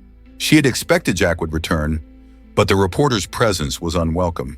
This wasn't a story. This was her life, her grief. She briefly considered not answering the door, but knew that would only delay the inevitable. With a deep sigh, she straightened her shoulders and went to meet her visitors. "Jack," she greeted the sheriff as she opened the door. Her gaze slid coldly to Sarah. "Miss Baker." "Martha," Jack removed his hat. "Hope you don't mind us dropping by. We have some questions that might be important." "Do I have a choice?" Martha asked, though she stepped back to allow them entry. "Always," Jack assured her. "But I think you'll want to hear this." Martha led them to the living room, deliberately avoiding offering refreshments. She wanted this over with quickly. "So," she said, remaining standing while her visitors took seats on the sofa. "What's so important?" Jack and Sarah exchanged glances, and Martha's irritation spiked. They had clearly planned this approach together. "It's about the horses," Jack began carefully. "Specifically about Stargazer." Martha tensed but said nothing. "We have reason to believe Bill Higgins is planning to harm them," Sarah interjected, her voice gentler than Martha had expected. "Tonight, possibly." "Harm them how?" Martha asked, though she already knew the answer. Bill's visit the previous night had made his desperation clear. "We're not certain," Jack admitted. "But he's sent men to track them, and there's talk about making sure they don't return to the church." Martha moved to the window, keeping her back to them as she processed this information. "And why are you telling me this? What do you expect me to do about it?" "We think you know more than you've been saying," Sarah said directly. "About the horses, about why they're coming to the church, about the fire." Martha's hands tightened on the windowsill. The fire was an accident. Faulty wiring. The investigation was clear on that. "Was it, though?" Jack's voice was quiet but insistent. "Martha, I've been reviewing the case. There are inconsistencies." "Such as?" Martha challenged, still not turning. "Such as Thomas being an experienced horseman who knew better than to enter a burning stable," Jack said. "Such as the electrical system having been inspected just a month before with no issues found. Such as Bill Higgins making a large cash deposit right after your insurance payout cleared." Martha closed her eyes, feeling the walls she'd carefully constructed around her guilt and knowledge beginning to crack. Outside, the wind had picked up, bending the trees and sending leaves swirling across the yard. "Martha," Sarah spoke again, her voice closer now. She had risen and moved to stand near Martha. "The horses are trying to tell us something. Stargazer is trying to tell us something. But we need your help to understand what." Martha laughed bitterly. "Now you sound like Reverend Michael. Next, you'll be talking about divine messages and miracles." "Not divine," Sarah corrected gently, "but not entirely natural either. You've seen how they behave, how they look at you, especially Stargazer." Martha finally turned, fixing Sarah with a hard stare. "What do you want from me?" "The truth," Jack answered simply. "Whatever it is, however painful, before more harm is done." Martha looked between them, measuring their resolve against her own dwindling strength. For 18 months, she had carried the weight of what she knew, what she suspected. 18 months of silence that had become its own prison. "If I tell you," she said softly, "there's no going back. For any of us." "We know," Jack nodded. "We're prepared for that." Martha moved to a small desk in the corner of the room and unlocked the bottom drawer with a key she kept on a chain around her neck. From it, she withdrew a manila envelope. "After the fire," she began, her voice steadier than she felt, "I found this in Thomas's office. It was in a fireproof box, along with some other important documents." She handed the envelope to Jack, who opened it carefully. Inside were several papers, photographs, loan agreements, and a handwritten letter. "Thomas knew Bill was in trouble," Martha continued as Jack examined the contents. "Financial trouble, bad investments, gambling debts. He'd borrowed money from some dangerous people, men who don't take kindly to late payments." "Victor Desmond," Jack murmured, recognizing a name on one of the documents. Martha nodded. "A loan shark from Grayson County. Thomas had been helping Bill with smaller loans for years. They were like brothers once. But this was different. Bill was in over his head and desperate. So he came up with a plan," Sarah guessed, piecing it together. "An insurance scam." "Yes," Martha confirmed, the admission like poison finally drawn from a wound. "The plan was to burn our old stable. It was insured for more than it was worth, given its age. It was supposed to be empty. The horses relocated, no one around. Just enough damage to claim the insurance." "But something went wrong," Jack prompted, when Martha fell silent. "Everything went wrong," Martha whispered, tears forming. "Thomas agreed to the plan initially. We needed the money too. Michael's college fund had been depleted by medical bills after I got sick a few years back. But then," she took a deep breath, "then Thomas changed his mind. He told Bill he couldn't go through with it, that it was too risky and wrong." "When was this?" Jack asked. The day before the fire, Thomas had found another solution, a legal one. He was going to sell some land we owned up north to help Bill pay off the most pressing debts. He called Bill that evening to tell him the plan was off. Martha's voice cracked and she paused, struggling for composure. But Bill went ahead anyway. He set the fire that night, not knowing that Thomas and Michael had gone to check on a mare that was close to foaling. They were in the stable when it started. The room fell silent except for the increasing howl of the wind outside. Sarah had covered her mouth in horror, and Jack's face had hardened into a mask of controlled anger. "You've known this for 18 months, he said finally. It wasn't a question. Martha nodded miserably. At first I was in shock. By the time I found these documents, the investigation had already concluded it was an accident. And I was so tired, Jack. So broken. The thought of a trial, of having to relive it all publicly. So you let Higgins get away with killing your husband and son? Sarah said, unable to keep the judgment from her voice. Sarah, Jack cautioned, but Martha shook her head. No, she's right. I told myself I was protecting their memory, that nothing would bring them back. But the truth is, I was protecting myself. Fresh tears spilled down her cheeks. And then the horses started coming to the church. Led by Stargazer, Jack noted. Yes, Thomas had sent him to old Joe Green's place the day before the fire. Said he didn't trust what Bill might do when he heard the plan was off. Joe's been working with wild horses for decades. He and Thomas were friends. So that's how Stargazer survived, Sarah said, understanding dawning. And now he's leading the others to the church every Sunday. Why? Some kind of justice. Martha moved to the window again, watching the storm clouds gather. Joe has a theory. He says horses remember. They carry emotions, traumas. Stargazer was Michael's horse. They had a bond that was almost supernatural. Joe thinks Stargazer is carrying Michael's spirit in some way. His unfinished business. Under normal circumstances, such a claim would have been met with skepticism, even ridicule. But after what they had seen and heard over the past weeks, neither Jack nor Sarah found it entirely implausible. Bill came to see me last night, Martha continued. He wanted me to help him sedate Stargazer, get him away from the herd. He's terrified of what will happen if people start connecting the horses to the fire, if they start asking questions.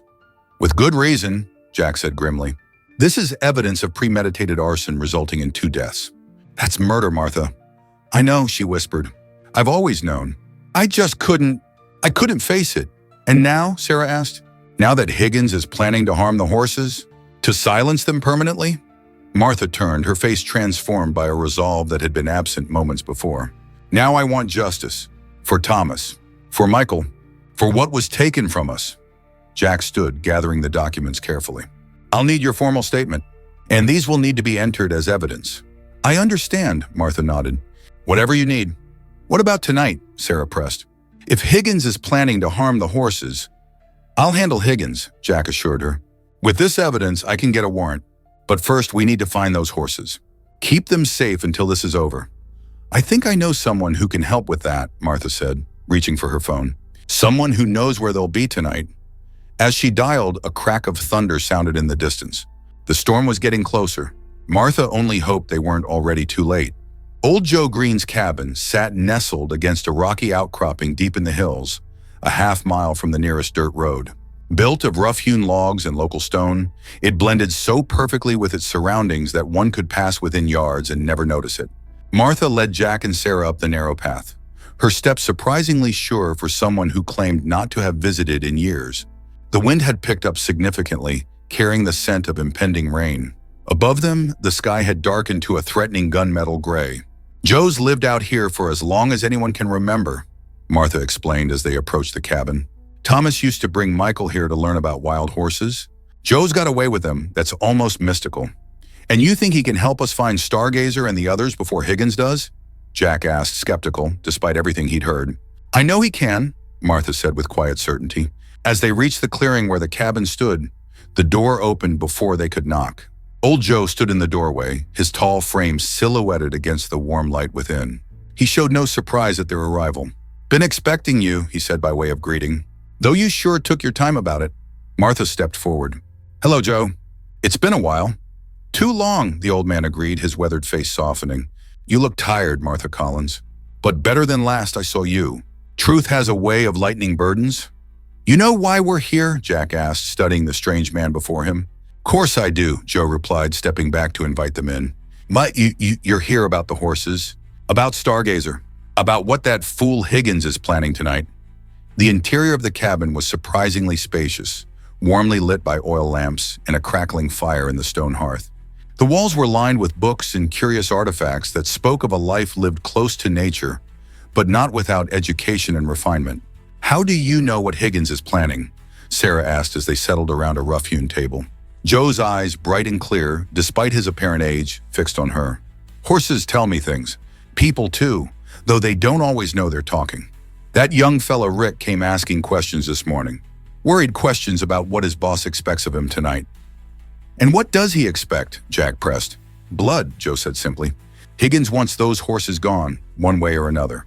Men are heading out at dusk with rifles. Martha made a small, distressed sound. We have to stop them. Joe, you know where the herd will be tonight? The old man nodded. East Canyon. There's a sheltered valley there where they go before storms.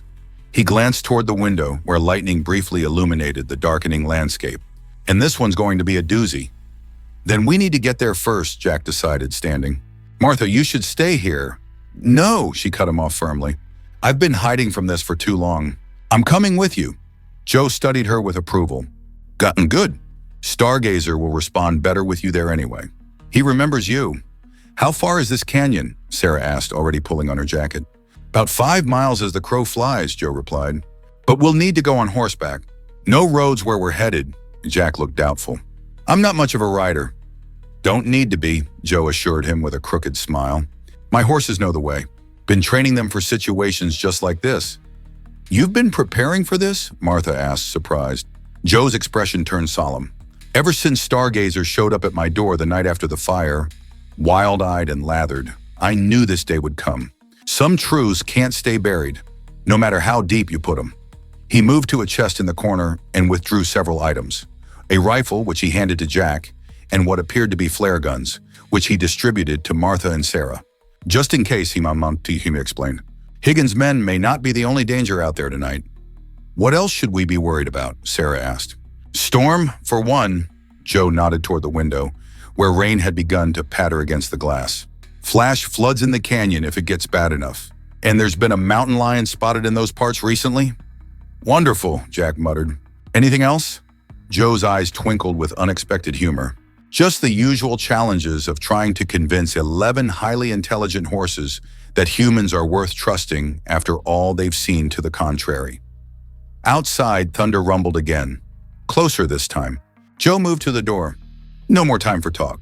We need to move now if we're going to reach them before Higgins' men.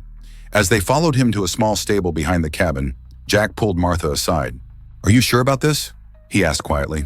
It could get dangerous out there. Martha's face was resolute in the gathering darkness. I've been living in danger for 18 months, Jack. The danger of silence. The danger of complicity. I won't turn back now. The sheriff nodded, respecting her determination, even as he worried about what lay ahead. They were heading into unknown territory, both literally and figuratively, guided by an eccentric old man who talked about horses as if they were people, in pursuit of justice that had been 18 months delayed. And somewhere out there, in the storm-dark hills, 11 wild horses waited, either for redemption or for rifle sights to find them in the night. The race had begun, and the stakes couldn't be higher. Rick Lawson sat in his truck outside the Higgins Ranch main house, rain drumming on the roof as he struggled with the most difficult decision of his life. Through the windshield, he could see lights on in Higgins' office, shadows moving behind the curtains.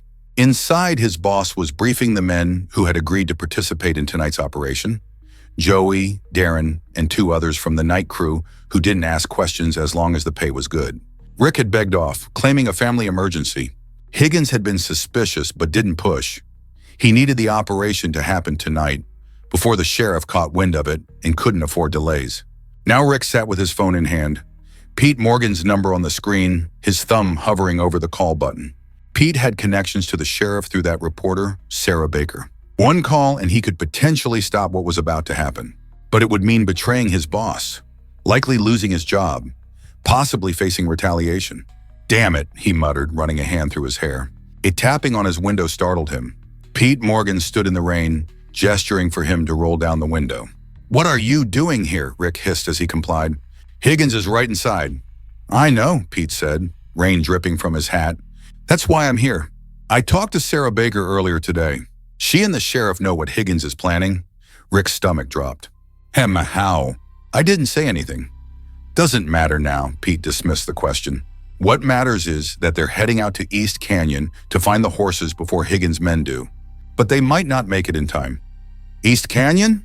That's where Higgins is sending the others tonight, Rick confirmed, a chill running through him that had nothing to do with the rain. How did they know where the horses would be? Some old guy who lives in the hills, Joe Green. Apparently, he's got some connection to the herd. Rick remembered his encounter with old Joe that morning. The cryptic warnings, the eerie confidence with which he had spoken about the horses, about truth coming to light. So what's your plan? Rick asked, making a sudden decision. Because if Higgins' men get there first, those horses don't stand a chance. Pete looked surprised, then relieved. I thought you might need convincing. I've seen those horses, Rick said quietly. Especially that black stallion. Whatever's happening here, it's bigger than a paycheck or job security. So I ask again, what's the plan? We need to stall them, Pete said, glancing toward the house. Give the sheriff and the others time to reach the horses first. Rick thought for a moment, then nodded. I've got an idea. Get in. As Pete slid into the passenger seat, Rick started the engine. Higgins ordered extra ammunition from the hunting supply store in town. They're waiting for someone to pick it up before they close at 7. And you're volunteering? Pete guessed with a grim smile. Exactly. Only I might get lost on the way back. Maybe have some car trouble. It's a start, Pete acknowledged. But the men still have their regular rifles and ammo. True, but not enough for an extended hunt in the dark. And I happen to know where the extra flashlights and night vision equipment are kept. They might find themselves short on those as well. Pete nodded approvingly. That buys us some time. But we should do more. Head to East Canyon ourselves once we've delayed them. Agreed, Rick said, putting the truck in gear. Let's hope this storm doesn't make the trails impassable. As they pulled away from the ranch, lightning split the sky, followed almost immediately by a deafening crack of thunder. Storm was intensifying, powerful and unpredictable, much like the events now unfolding in River Bend. Bill Higgins stared out his office window, watching Rick's truck disappear down the driveway. Something didn't feel right. Rick had been acting strange all day, ever since his encounter with the horses and that meddling old hermit, Joe Green. Should we wait for Rick to get back with the ammo boss? Joey asked from behind him. Higgins turned to face the 4 men gathered in his office. Loyal employees who didn't ask too many questions. Or at least not the kind that mattered. No, he decided. We can't risk delaying. The storm will give us good cover. Nobody will hear the shots over the thunder, and the rain will wash away any evidence. What about the sheriff? Darren asked nervously. He came by earlier, asking questions. Harrison's an old man who plays by the rules, Higgins dismissed the concern. He needs warrants, evidence. By the time he figures anything out, it'll be too late. The men exchanged glances, not entirely convinced, but unwilling to challenge their employer. What's the plan exactly? One of the night crew asked. Just shoot them all? Focus on the black stallion first, Higgins instructed. He's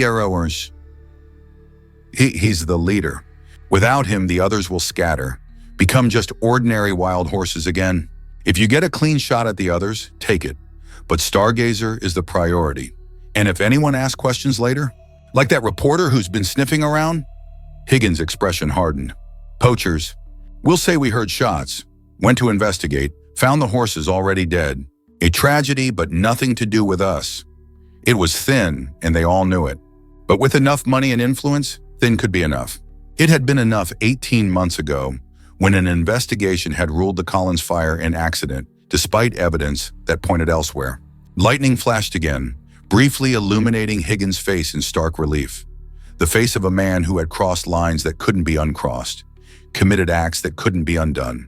A man who would do whatever it took to protect what remained of his empire, his reputation. Let's move, he ordered, reaching for his own rifle. Rain. I'm coming with you this time. Want to make sure it's done right. The men filed out, pulling on rain gear and checking weapons. Higgins paused at his desk, opening a drawer to retrieve a small silver flask. His hand trembled slightly as he took a long swallow of bourbon, feeling the familiar burning path it traced down his throat. For a moment, just a moment, he allowed himself to remember Thomas Collins as he had been in their youth. His best friend, almost a brother, a man who had trusted him, who had tried to help him even when he didn't deserve it. I'm sorry, Tom, he whispered to the empty room. But I can't let it end like this. Another flash of lightning, another roll of thunder. Higgins screwed the cap back on the flask, tucked it into his pocket, and followed his men out into the storm. Whatever happened tonight, there would be no turning back. East Canyon was transformed by the storm. What had been a peaceful valley hours earlier was now a scene of primeval chaos. Rain pouring in sheets from a black sky, repeatedly torn open by lightning. Wind howling through the rock formations, the normally dry creek bed beginning to gather rushing water. In a sheltered alcove beneath an overhanging cliff, 11 wild horses huddled together, sensing the danger that threatened from both the elements and approaching humans. At the front of the group stood Stargazer, his black coat gleaming wetly in the brief illumination of lightning flashes, his eyes fixed on the canyon entrance. He could sense them coming, the humans with their weapons and hatred, but also the others, the ones who sought truth. The mare beside him nickered softly, pressing against his flank for reassurance. Stargazer remained still, a sentinel in the storm. A mile away, Jack Harrison led his small party along a treacherous trail that wound down into the canyon. The horses Joe had provided moved surely despite the difficult conditions, seeming to know the urgency of their mission. "How much further?" Jack called to Joe over the wind and rain. "Half-mile," the old man shouted back.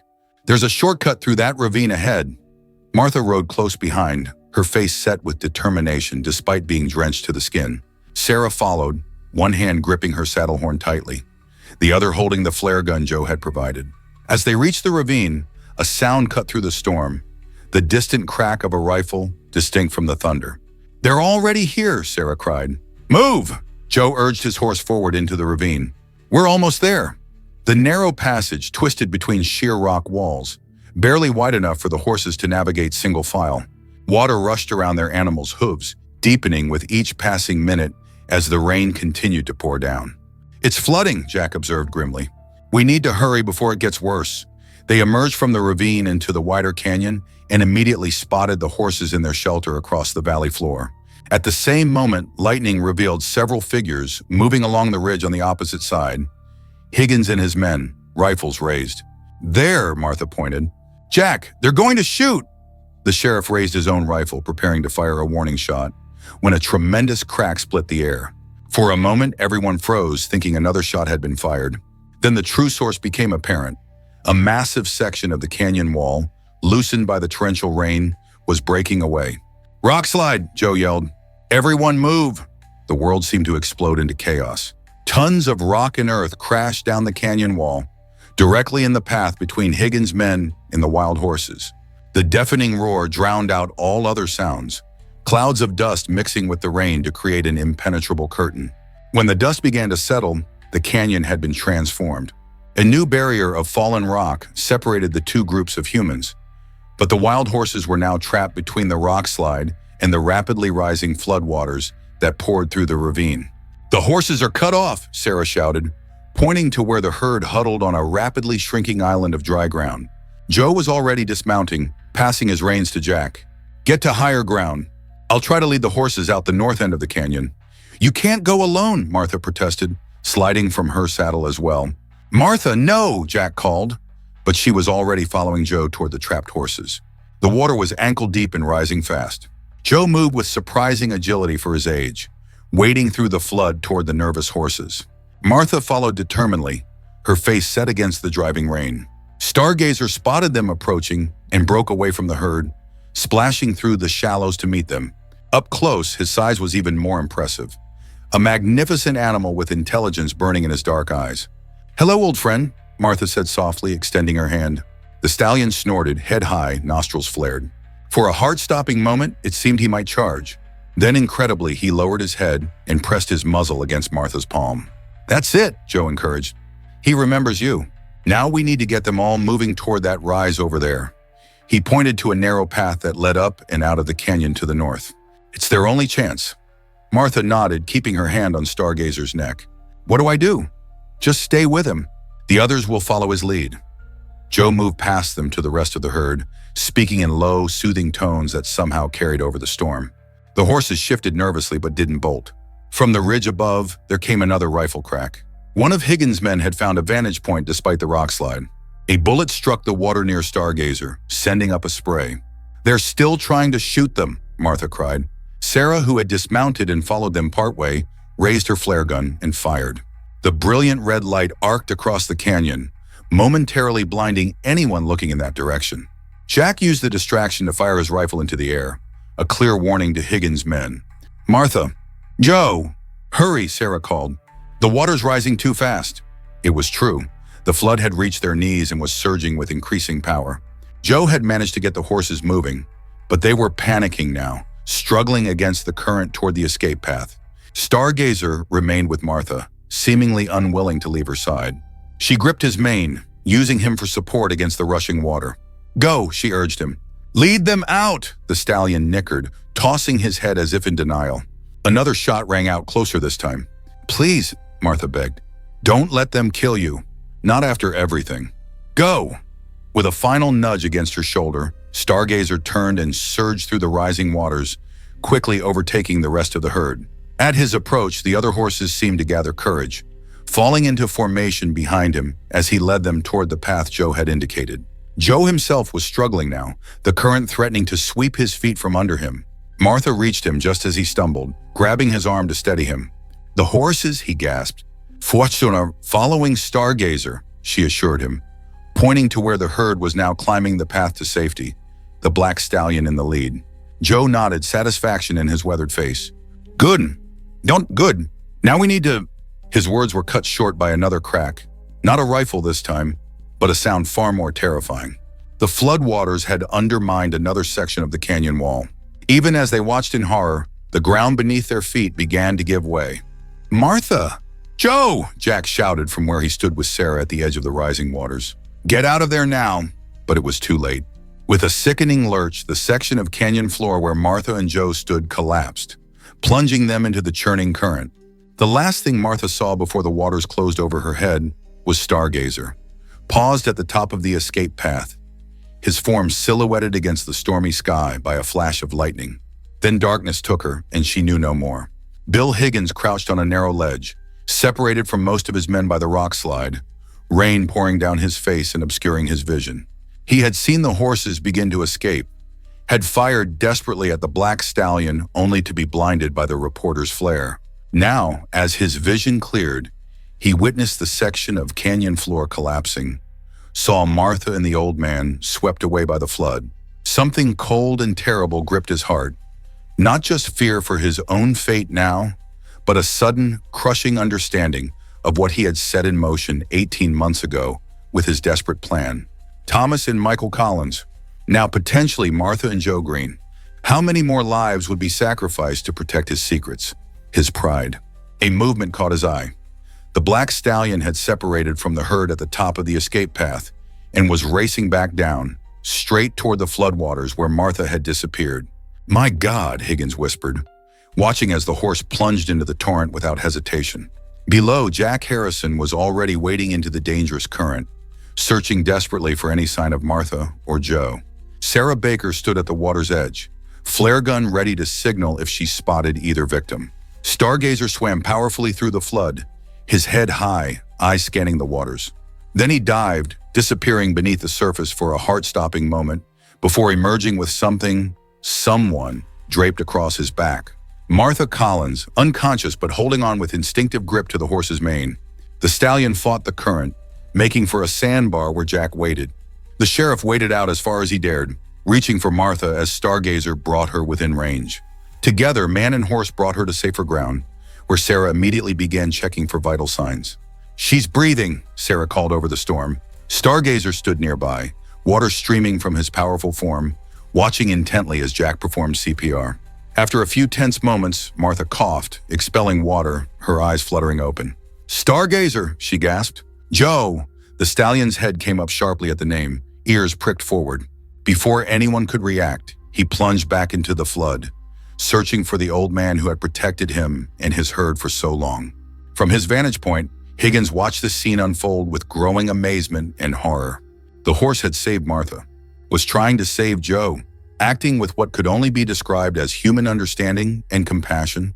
Messengers carrying truth, old Joe had called them. Higgins had dismissed it as the ramblings of a crazy hermit. Now, watching Stargazer battle the flood in search of his friend, Higgins could no longer deny the extraordinary connection between these horses and the tragedy he had caused. His rifle felt suddenly heavy in his hands, its purpose obscene. With a shuddering breath, he set it down and began picking his way down from the ledge, toward where Jack and Sarah tended to Martha. It was time to face the truth. Time to end the deception that had cost so much and poisoned what remained of his soul. Whatever justice awaited him, legal punishment, the town's condemnation, his own conscience, it could not be worse than continuing this path of destruction. As he made his careful descent, Higgins caught a final glimpse of Stargazer in the floodwaters, still searching, still refusing to abandon his human friend to the merciless current. In that moment, Bill Higgins understood something profound about loyalty, about courage, qualities he had abandoned long ago in pursuit of wealth and status, qualities that, remarkably, a wild horse remembered better than he did. The storm continued to rage around them all, but within Bill Higgins, a different kind of storm was finally beginning to calm. The truth so long suppressed was rising to the surface at last, carried there by 11 wild horses who had refused to let justice be washed away. The world returned to Martha Collins in fragments. The cold press of wet earth beneath her, the roar of water and storm, hands gripping her shoulders, voices calling her name. She coughed violently, expelling more water from her lungs, each breath a painful victory. "Martha, can you hear me?" Jack's voice, tight with worry. She forced her eyes open, blinking against the rain. Sarah Baker knelt beside her, while Jack crouched at her side, his weathered face etched with concern. "Joe," Martha gasped, struggling to sit up. Wait, where's Joe?" Their expressions told her everything she needed to know. Martha's heart constricted with grief and guilt. Another death connected to the secret she had kept for too long. "Stargazer went back for him," Sarah said, helping Martha into a sitting position. "He's still searching." Martha turned toward the floodwaters, now a raging torrent that carved through the canyon floor with unstoppable force. Somewhere in that churning chaos, Stargazer was risking his life to find Joe Green. "We need to get to higher ground," Jack urged, eyeing the rising water. "This whole area could go under." "Not without Stargazer," Martha insisted, though she knew how irrational it sounded. "Not without Joe." "Martha, be reasonable," Jack pleaded. "We can't—" He broke off as a figure emerged from the rain and gloom. Not Stargazer, but a man making his careful way down the rocky slope toward them. Even in the poor visibility, Martha recognized Bill Higgins, and a cold anger surged through her exhaustion. "You," she said, her voice gaining strength. "Haven't you done enough?" Higgins approached slowly, empty-handed, his face a mask of misery and resignation. He stopped several yards away, seemingly aware that he wasn't welcome any closer. "I came to help," he said simply. "Like you helped Thomas and Michael?" Martha's voice cracked with emotion. "Like you're helping those horses by trying to kill them?" Higgins flinched as if struck. "I never meant for anyone to get hurt. Not Thomas, not Michael, not Joe." And he hesitated, looking out at the flood where Stargazer had disappeared. "Not even that horse." "Liar," Martha spat. "You set fire to our stable knowing they might be inside. You ordered your men to shoot Stargazer tonight. Everything that's happened has been because of your greed and cowardice." "She's right, Bill," Jack said, standing to face his old acquaintance. "Martha showed us the evidence Thomas left behind. It's over." Higgins nodded slowly, rain streaming down his face like tears. Or perhaps they were tears, indistinguishable from the storm. "I know," he admitted, his voice barely audible above the wind and water. "That's why I'm here. I'm turning myself in, Jack. No more running. No more lies." Before Jack could respond, Sarah called out, pointing toward the flood. "Look!" They all turned to see Stargazer emerging from the raging waters, struggling against the current. On his back, clinging weakly to the horse's mane, was the limp form of old Joe Green. "He found him!" Martha cried, stumbling to her feet despite Jack's attempt to hold her back. Stargazer fought his way toward the shore, his powerful muscles straining against the pull of the flood.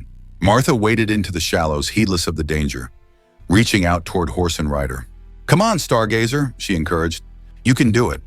Bring him in." The black stallion seemed to gain strength from her voice, surging forward with renewed determination. Jack and Sarah moved to help, reaching for old Joe as the horse brought him within range.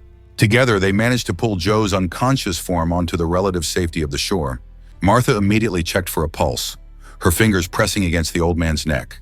"He's alive," she announced with relief. "But barely." Jack knelt beside them, already beginning chest compressions. "We need to get him to a hospital. All of us need to get out of this canyon now before the water rises further." Stargazer stood nearby, sides heaving with exertion, watching the humans work to save his friend. Despite his wild nature, he made no move to rejoin his herd, which Martha could now see gathered on the ridge above, waiting. "How do we get out of here?" Sarah asked, looking around at their dire situation. The rock slide had blocked the way they had come in, and the flood had cut off several potential escape routes. "There's a trail on the north side," Higgins said, pointing. "If we can get across to that ridge, it leads up and out of the canyon." Jack looked skeptical. "That's at least 50 yards of floodwater to cross." "Our horses are still on higher ground over there," Sarah noted, indicating where Jack had secured their mounts before the rescue attempt. "If we can reach them?" Martha's attention was drawn to Stargazer, who had moved closer to old Joe's prone form. The stallion nudged Joe gently with his muzzle, then looked directly at Martha with an intelligence that still took her breath away. "He wants to help," she said softly. "Martha, it's a horse," Jack began, but she shook her head. "No, Jack, he's more than that. He always has been." She approached Stargazer slowly, holding out her hand. "Will you help us one more time?" The stallion snorted, tossing his head in what seemed unmistakably like agreement. Then, to everyone's amazement, he knelt in the mud beside Joe, clearly offering his back to carry the injured man. "My God," Higgins whispered, witnessing something he could no longer deny or explain away. Martha and Jack carefully lifted Joe onto Stargazer's back, securing him as best they could. The stallion rose cautiously, balancing his precious cargo with remarkable sensitivity. "I'll guide him to the trail," Martha decided. "The rest of you get to the horses and follow." "I'm not leaving you alone," Jack protested. "I'll go with her," Higgins said unexpectedly. When Jack began to object, he added, "Please, Jack, let me do one right thing in all of this." After a moment's hesitation, the sheriff nodded. "All right, Sarah and I will get the horses and meet you at the North Trail. But Bill," he fixed him with a stern gaze, "you try anything, and so help me God." "I won't," Higgins promised. "That's over now." As Jack and Sarah made their way toward the higher ground where their mounts waited, Martha turned to Higgins with cold eyes. "I'm doing this for Joe, not for you. Stay out of my way." Higgins nodded, accepting her hatred as his due. "Just let me help get you all to safety. After that, I'll face whatever comes." Together, they began the treacherous journey along the edge of the floodwaters, seeking a path to the North Trail. Stargazer moved with remarkable care, keeping Joe balanced on his back, following Martha's guidance as if they had worked together for years. The other horses remained on the ridge above, watching their leader's strange journey with the humans. In the occasional flash of lightning, they appeared like sentinels, bearing witness to the night's extraordinary events. "Why did you do it, Bill?" Martha asked suddenly as they picked their way across a narrow strip of ground still above the waterline. "Thomas was your friend. He was trying to help you." Higgins was silent for so long that Martha thought he might not answer. When he finally spoke, his voice was hollow. "Fear," he said simply. "I was drowning in debt, being threatened by men who don't make idle threats. When Thomas backed out of our plan, I panicked. I couldn't see any other way out." "So you burned our stable, knowing they might be inside?" "No," Higgins insisted, his voice breaking. "I checked the house first. Your car was gone. I thought you had all gone into town for the evening. The stable was supposed to be empty." "But you didn't check inside," Martha accused. "You didn't make sure." "No," he admitted. "I didn't. I was in too much of a hurry, too scared of being caught." "That's no excuse, I know. Nothing can excuse what happened." They fell silent again, focusing on navigating the increasingly difficult terrain. The storm showed no signs of abating, the rain driving down in sheets that reduced visibility to mere yards. "You could have come forward after," Martha said when they paused to let Stargazer rest briefly. "When you realized Thomas and Michael had died, you could have told the truth." "I know," Higgins nodded, misery etched in every line of his face. "By then, I was a coward twice over. The investigation ruled it an accident, and I convinced myself it was better that way, that the truth would only cause more pain." "It wasn't your decision to make," Martha said, anger flaring again. "You stole that from me, along with everything else." Higgins had no response to that, no defense to offer. In the stark honesty of the moment, nothing he could say would change what he had done or ease the pain he had caused. A sudden shift in the current caught their attention. The floodwaters were surging again, eating away at the narrow path they had been following. "We need to move," Higgins urged, eyeing the crumbling edge. "This whole bank could go any minute." They hurried forward, Stargazer moving with quiet urgency, seemingly understanding the danger.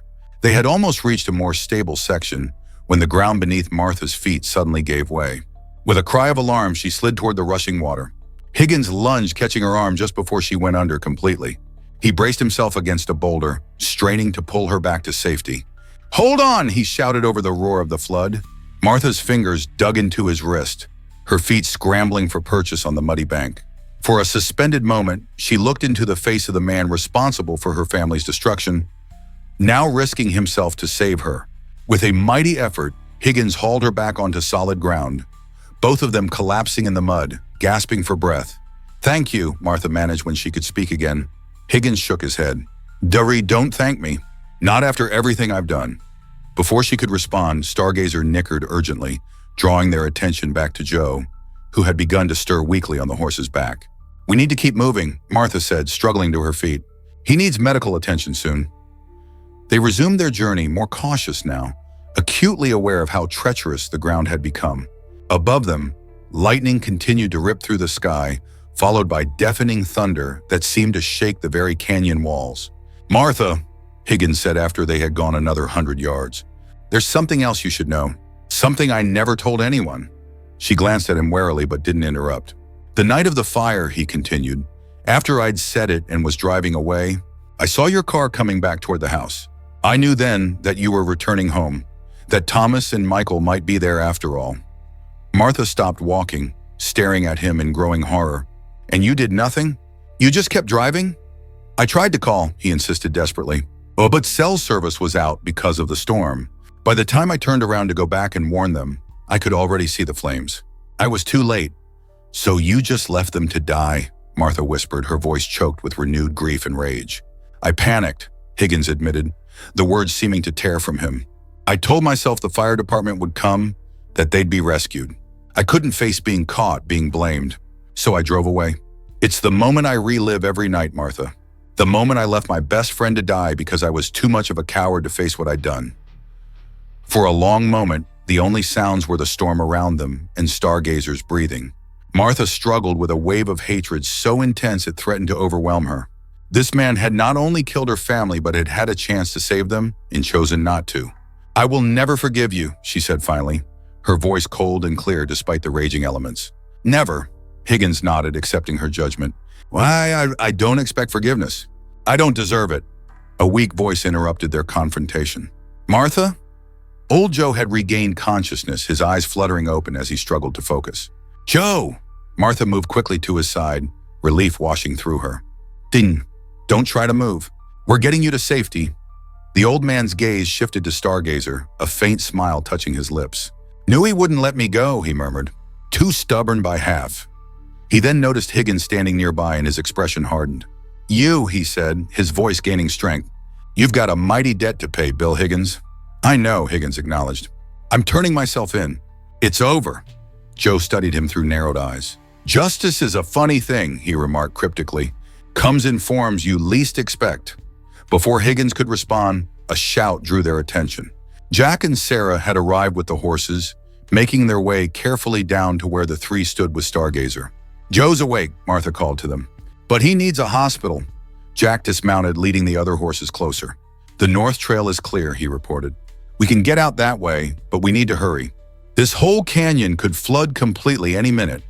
They worked quickly to transfer Joe from Stargazer's back to one of the saddle horses, Jack mounting behind him to keep him secure. Sarah helped Martha onto another mount, while Higgins took the remaining horse. As they prepared to depart, Martha turned to Stargazer, who had stood patiently through the transfer. "Thank you," she said softly, reaching out to stroke his rain-slicked neck. "For everything." The stallion nickered softly, pressing his muzzle briefly against her hand. Then with a toss of his proud head, he turned and began to climb the slope toward where the rest of the herd waited. One by one, the wild horses fell in behind him as he led them along the ridge and out of sight. "Will they come back?" Sarah asked, watching them disappear into the storm. "To the church on Sunday?"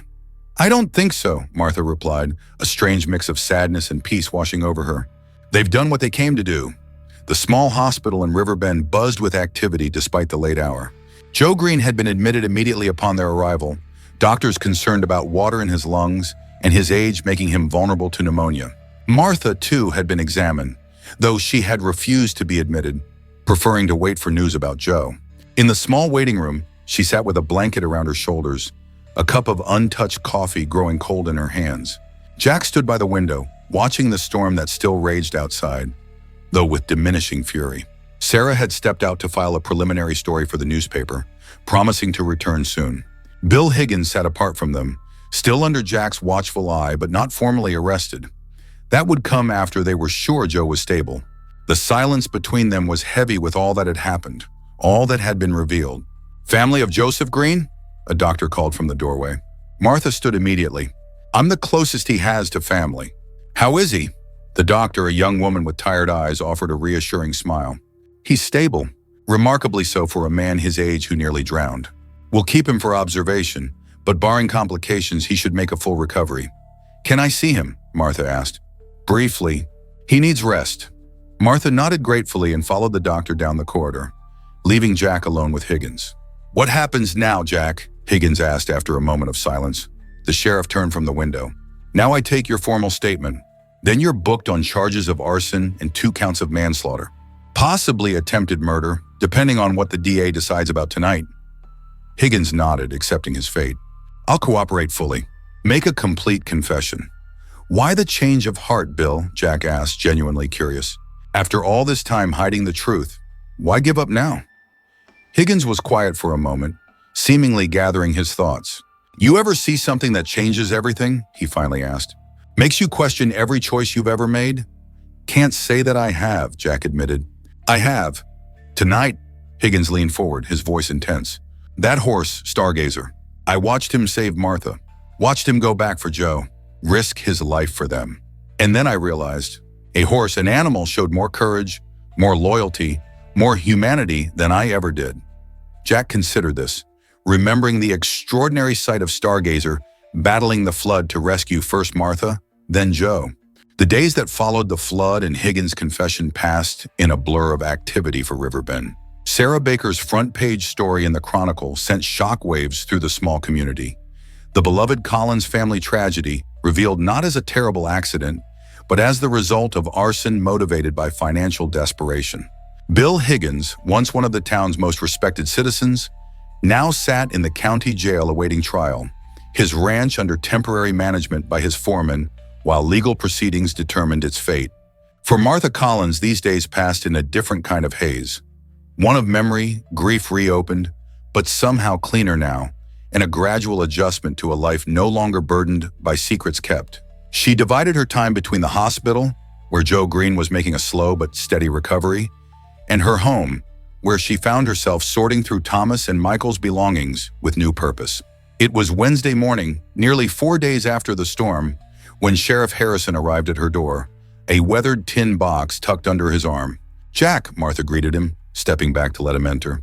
"I was just about to head to the hospital to see Joe." "He's the reason I'm here," Jack explained, setting the box on her kitchen table. "I finally managed to get out to his cabin yesterday afternoon. The roads were a mess, but I found what he told me to look for." Martha eyed the box with trepidation. "What is it?" "Evidence," Jack said simply. "Things Thomas left with Joe before the fire, including a letter for you." Martha's breath caught in her throat. "A letter? From Thomas?" Jack nodded, opening the box and carefully extracting an envelope sealed with wax. "Joe said Thomas gave it to him the day before the fire, with instructions to give it to you if anything happened to him." "But Joe never—" Martha began, confused. "He said he tried, about a month after the funeral. But you weren't ready to hear it then. You'd shut yourself away, wouldn't speak about what happened. He decided to wait until you were stronger. And then the horses started coming to the church," Martha finished, understanding dawning. "He thought they would lead me to the truth in their own way." "Seems so," Jack agreed. He handed her the envelope, Thomas's familiar handwriting across the front causing her hands to tremble. "I'll leave you to read it in private. The rest of this," he gestured to the box, "is evidence for the prosecution. Financial records, recordings of conversations between Thomas and Higgins. Your husband was thorough." Martha nodded absently, her attention fixed on the letter. "Thank you, Jack." The sheriff hesitated, then added gently, "I've spoken with the DA. He'll want your statement officially recorded, but he's in no rush. Take the time you need." After Jack left, Martha sat at the kitchen table for a long time, the envelope in her hands, gathering courage to read the last words her husband had written to her. Finally, with a deep breath, she broke the wax seal and unfolded the paper within. "My dearest Martha, if you're reading this, then my fears have been realized and something has happened to me. I pray that you and Michael are safe, that whatever has occurred has spared you both. But I know that Joe would only give you this letter in the gravest of circumstances, so I must assume the worst. First, you must know how deeply I love you and Michael. Every moment with you both has been the greatest blessing of my life. Whatever happens, carry that knowledge with you always. Now, I must tell you something difficult. Bill Higgins, my oldest friend, has been in serious financial trouble for some time. Bad investments, gambling debts. He's in over his head with dangerous people. He came to me weeks ago with a desperate plan to commit insurance fraud by deliberately burning our old stable. I agreed initially, God forgive me, seeing it as a way to help him while also rebuilding our own finances after your medical expenses. But yesterday I realized I couldn't go through with it. The risk is too great, the deception too profound. I told Bill the plan was off, that I'd found another way to help him, selling the North pasture land. He didn't take it well. The desperation in his eyes frightened me, Martha. I've never seen him like that before. As a precaution, I've moved Stargazer to Joe Green's place. Michael doesn't know yet. I told him the horse needed special training. The truth is, I don't trust Bill's state of mind right now, and Stargazer is too precious to Michael to take any chances. I've also gathered evidence of our discussions about the insurance scheme, as well as documentation of Bill's debts. I've given these to Joe for safekeeping, along with this letter. If nothing comes of my fears, we'll destroy them together, and no one need ever know how close I came to making a terrible mistake. But if something does happen, if Bill ignores my withdrawal from the plan, this evidence must go to Sheriff Harrison immediately. I don't want to believe my friend capable of such betrayal, but I've seen the fear and desperation driving him, and I know how dangerous such emotions can be. Martha, if the worst has happened, know that my deepest regret is leaving you and Michael. Live fully, love deeply, and when you're ready, find the strength to seek justice. Not for vengeance, but for truth, the foundation upon which healing must be built. All my love, now and always. Thomas' tears streamed down Martha's face as she finished reading, the paper trembling in her hands. Thomas had known, had sensed the danger coming, but hadn't expected it to claim his life or Michael's. He had prepared for justice even while hoping it would never be needed, and he had saved Stargazer, an act whose significance none of them could have foreseen. Martha carefully folded the letter and held it to her heart, feeling closer to Thomas than she had in 18 months. The grief was still there, raw and real, but alongside it now was something else. Gratitude for these final words, this last connection to the man she had loved. With renewed purpose, she gathered her things and headed for the hospital. It was time to thank Joe Green properly for keeping Thomas's final trust, and for watching over Stargazer when no one else could have. The town of River Bend was buzzing with speculation and gossip as Sunday approached. Would the wild horses return to the church now that Higgins had confessed and the truth was out? Opinion was divided, with some believing their purpose was fulfilled, while others insisted the horses would continue their vigil as a reminder of justice finally served. Reverend Michael, sensing an opportunity for healing, announced a special service dedicated to remembrance and reconciliation. The church had never been so full as people arrived early, many taking positions outside where they could watch for the horses while still hearing the service through open windows. Martha arrived last, parking her car at the edge of the lot, away from the crowd. She had debated whether to come at all, unsure if she was ready to face the collective sympathy and curiosity of the entire town. But something had drawn her here, not obligation or custom, but a need to close this chapter properly, to be present for whatever happened or didn't happen this Sunday morning. As she approached the church, she was surprised to see Joe Green sitting on a bench near the entrance, looking pale but determined, a blanket across his knees, despite the warm spring morning. "Joe," she greeted him, taking a seat beside him. "Should you be out of the hospital?" "Probably not," he admitted with a wink. "But some things are worth risking a scolding from the doctors." Martha smiled, appreciating his stubborn spirit. "You read Thomas's letter?" "Jack brought it to me yesterday. Figured I should see it, considering my part in keeping it safe all this time." "Thank you for that," Martha said softly. "For everything you've done, for Stargazer, for the truth." Joe nodded, his weathered face solemn. Thomas was a good man. He deserved better than what happened.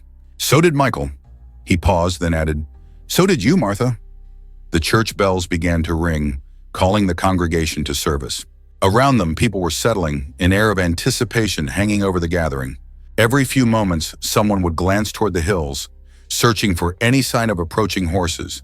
"Do you think they'll come?" Martha asked, following the collective gaze toward the distant landscape. Joe considered the question, his eyes distant. Their purpose was to bring the truth to light. They did that, but a small smile played at the corners of his mouth. "But horses, especially that one, have minds of their own. Wouldn't surprise me either way." They made their way inside, finding seats in the back pew where Martha had sat every Sunday since the horses began their vigil. The service was beautiful in its simplicity. Hymns of healing, readings about truth and reconciliation. Reverend Michael's sermon touching on the community's shared grief and responsibility without directly mentioning Higgins or the Collins family. Throughout the service, Martha found her attention drawn repeatedly to the windows, watching for any sign of the horses. By the time the final hymn began, it seemed clear they would not be coming. A bittersweet acceptance settled over her. Their absence was right somehow. A confirmation that this chapter was truly closing. As the congregation filed out after the service, many approached Martha with quiet words of sympathy and support. Some apologized for not questioning the official story sooner, for accepting what was comfortable rather than what was right. Martha received these overtures with grace, understanding the complex emotions behind them. She and Joe remained seated, letting the crowd thin before attempting to leave.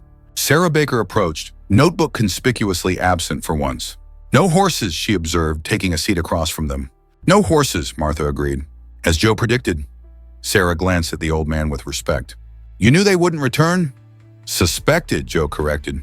"Their vigil was for truth. Truth's been told now." "The town seems disappointed," Sarah noted, looking toward the dispersing crowd outside. "They wanted one more miracle to witness." "Miracles aren't performances," Joe said with unexpected sharpness. "They come when needed, not when wanted."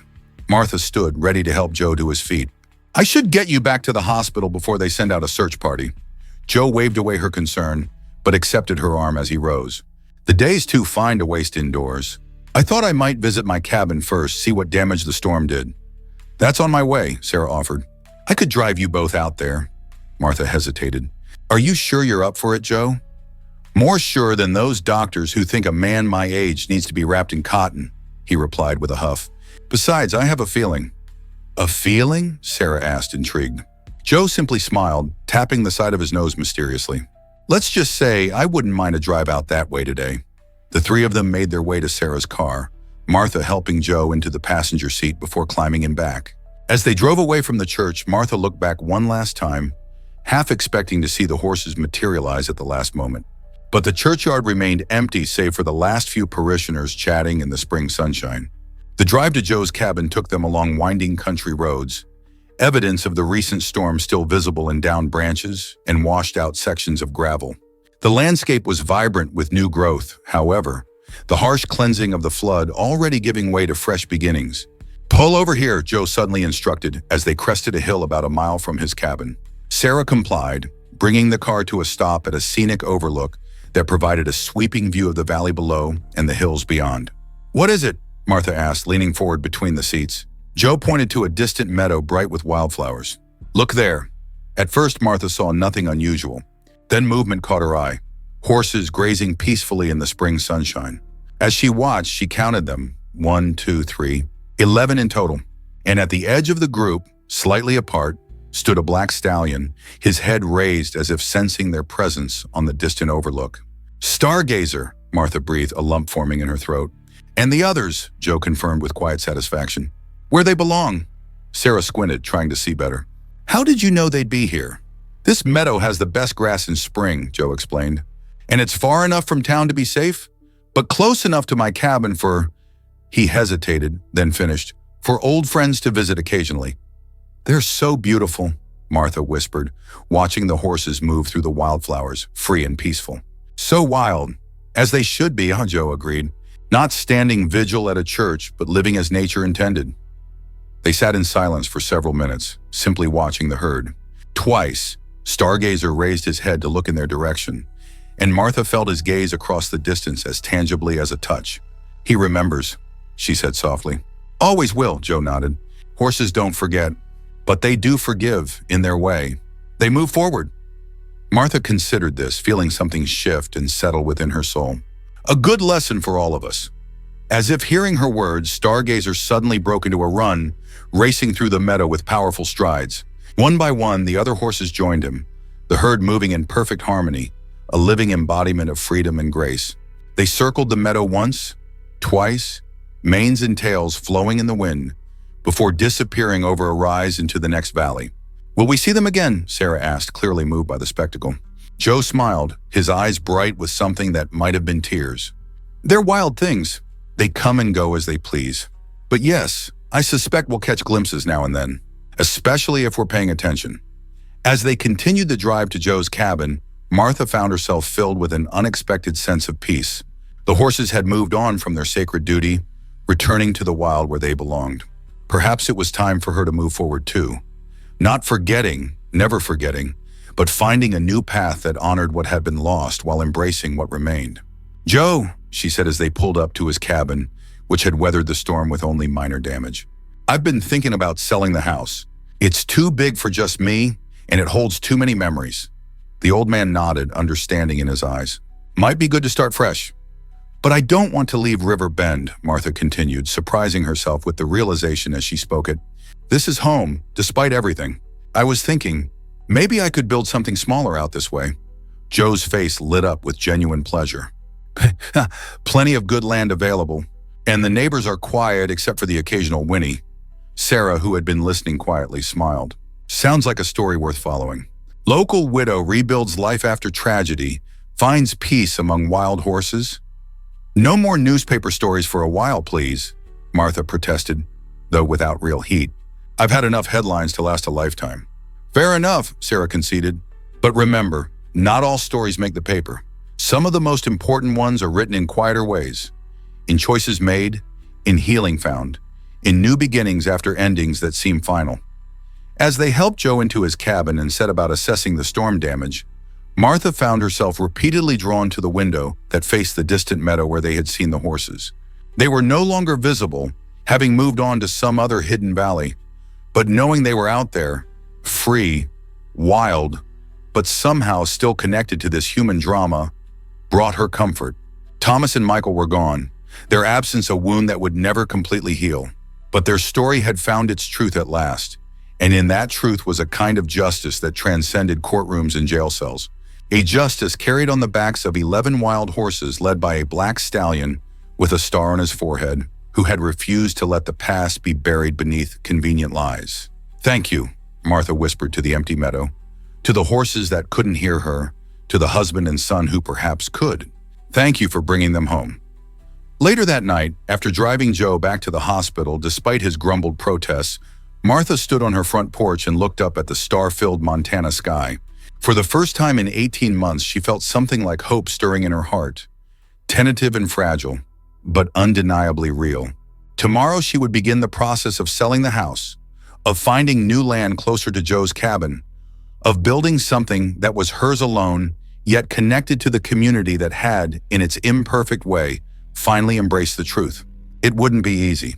The pain wouldn't simply vanish, nor should it. But the path forward was clearer now, illuminated by understanding that had been hard-won, but was all the more valuable for that struggle. As she turned to go inside, a distant sound carried on the night breeze. The faint whinny of a horse, perhaps real, perhaps imagined. Martha paused, listening, a small smile touching her lips. "Good night, stargazer," she whispered. "Run free." The stars continued their silent vigil overhead, witnesses to endings and beginnings, to justice long delayed but finally delivered, to the mysterious connections between humans and animals that defied simple explanation. And somewhere in the wild hills beyond River Bend, 11 horses roamed under those same stars. Their mission complete, but their legend just beginning in the stories that would be told for generations to come. Stories of truth that refused to stay buried, of messengers that came in unexpected forms, and of a black stallion with a star on his forehead who had led them all home to a place of healing, understanding, and eventual peace. 1 year later, the small cabin stood nestled against the backdrop of pine trees, its wide porch facing east to catch the morning sun. Martha Collins rocked gently in a handcrafted chair, a steaming mug of coffee warming her hands despite the summer morning's growing heat. From her vantage point, she could see for miles across the rolling Montana landscape, the very view that had convinced her this was where she needed to build her new home. A quarter-mile away, Joe Green's cabin sat in comfortable proximity, close enough for daily visits, but far enough for privacy. The old man had recovered remarkably well from his near drowning, though he still complained of stiffness on rainy days. Their friendship had deepened over the past year, built on shared grief, shared secrets, and a shared appreciation for the wild beauty that surrounded them. The sound of an approaching vehicle drew Martha's attention. Sarah Baker's familiar car wound its way up the dirt road, dust billowing behind it. Martha smiled, setting her coffee aside and rising to greet her visitor. "Right on time," she called as Sarah parked and climbed out, camera slung around her neck. "I was beginning to think you'd forgotten." "Not a chance," Sarah replied, embracing Martha warmly. "I've had this day marked on my calendar for months." "Joe ready?" "Been ready since dawn," Joe's voice answered as he emerged from Martha's cabin, looking spry despite his advancing years. Some things are worth waiting for. Today marked exactly 2 years since the wild horses had first appeared at the Grace Spring Baptist Church. 1 year since Bill Higgins had begun serving his 15-year sentence for arson and manslaughter. 1 year since Martha had begun rebuilding her life on this peaceful stretch of land, where she sometimes glimpsed 11 wild horses moving through distant meadows. And today, if Joe's instincts were correct, was a day they had all been anticipating with quiet hope. "The clearing's all prepared," Martha said, gathering a small pack she'd readied. "Let's not keep them waiting." The three set off on foot, following a well-worn path that meandered through the pines and across a small stream before opening onto a spectacular natural clearing. Martha had discovered it during her first month living on the new property, a perfect circle of open grassland surrounded by trees, carpeted with wildflowers in spring and summer. More importantly, it was frequented by the wild horses. Hoof prints, droppings, and occasionally glimpses of the herd itself confirmed that they visited regularly, though they remained cautious, keeping their distance from human habitation. "Everything's ready," Joe confirmed as they reached the edge of the clearing. "Now we wait." Sarah set up her camera on a tripod while Martha and Joe arranged themselves on a fallen log they'd placed for this purpose months earlier. The morning was still, the only sounds the buzzing of insects and occasional bird song from the surrounding forest. "Do you really think they'll come?" Sarah asked, adjusting her camera settings. "They'll come," Joe said with quiet certainty. "It's an anniversary. Horses remember such things." Martha wasn't as confident, but she'd learned to trust Joe's intuition when it came to the herd. Over the past year, he had predicted their movements with uncanny accuracy, knowing which meadows they would favor in which seasons, when they might appear near the cabins, when they would retreat deeper into the wilderness. The sun climbed higher, morning stretching toward noon. They waited in companionable silence, Martha occasionally sharing updates about River Bend, Reverend Michael's new outreach program, the scholarship fund established in Michael Collins' name, the sale of the Higgins Ranch to a conservation group that planned to preserve it as open land for wildlife. "Jack mentioned you went to see Bill last month," Sarah said carefully, broaching a subject they rarely discussed. "How was that?" Martha was quiet for a moment, gathering her thoughts. Difficult. Necessary." She looked out across the clearing. "He's aged. Prison has a way of doing that, I suppose." "Do you think you'll ever forgive him?" Sarah asked. "I don't know," Martha answered honestly. "Some days I think I might be getting closer. Other days," she shook her head, "the forgiveness isn't for him anyway. It's for me. To let go of the anger that weighs me down." Joe, who had been scanning the tree line, suddenly straightened. "There," he whispered, pointing to the far side of the clearing. Martha and Sarah turned, holding perfectly still. At first, Martha saw nothing. Then movement, a dark shape emerging from the shadows beneath the trees. Stargazer stepped into the clearing, head high, nostrils flaring as he tested the air. Behind him, one by one, the rest of the herd appeared. "They came," Martha breathed, her heart swelling with an emotion too complex to name. "Told you they would," Joe said softly, satisfaction in his voice. "They remember." Sarah carefully adjusted her camera, the quiet click of the shutter the only sound as she captured the moment. The horses moved further into the clearing, grazing peacefully, seemingly unconcerned by the human observers, though Martha knew they were perfectly aware of their presence. Stargazer remained separate from the group, watching them with his intelligent dark eyes. Then, to Martha's amazement, he began walking directly toward them. "Don't move," Joe cautioned, though the warning was unnecessary. Martha couldn't have moved if she wanted to, transfixed by the magnificent animal approaching with such deliberate purpose. The stallion stopped about 10 yards away, close enough that Martha could see the rise and fall of his breathing, the subtle play of muscles beneath his gleaming coat. For a long moment, he simply stood there, looking at them, at her, Martha felt certain, with an intensity that transcended the ordinary boundaries between human and animal. Then with infinite grace, Stargazer lowered his head in what could only be described as a bow. Martha felt tears spring to her eyes, unashamed of their flowing. Joe's weathered hand found hers, squeezing gently in shared understanding. Sarah's camera continued its quiet documentation, capturing a moment that would never appear in any newspaper, but would live forever in their memories.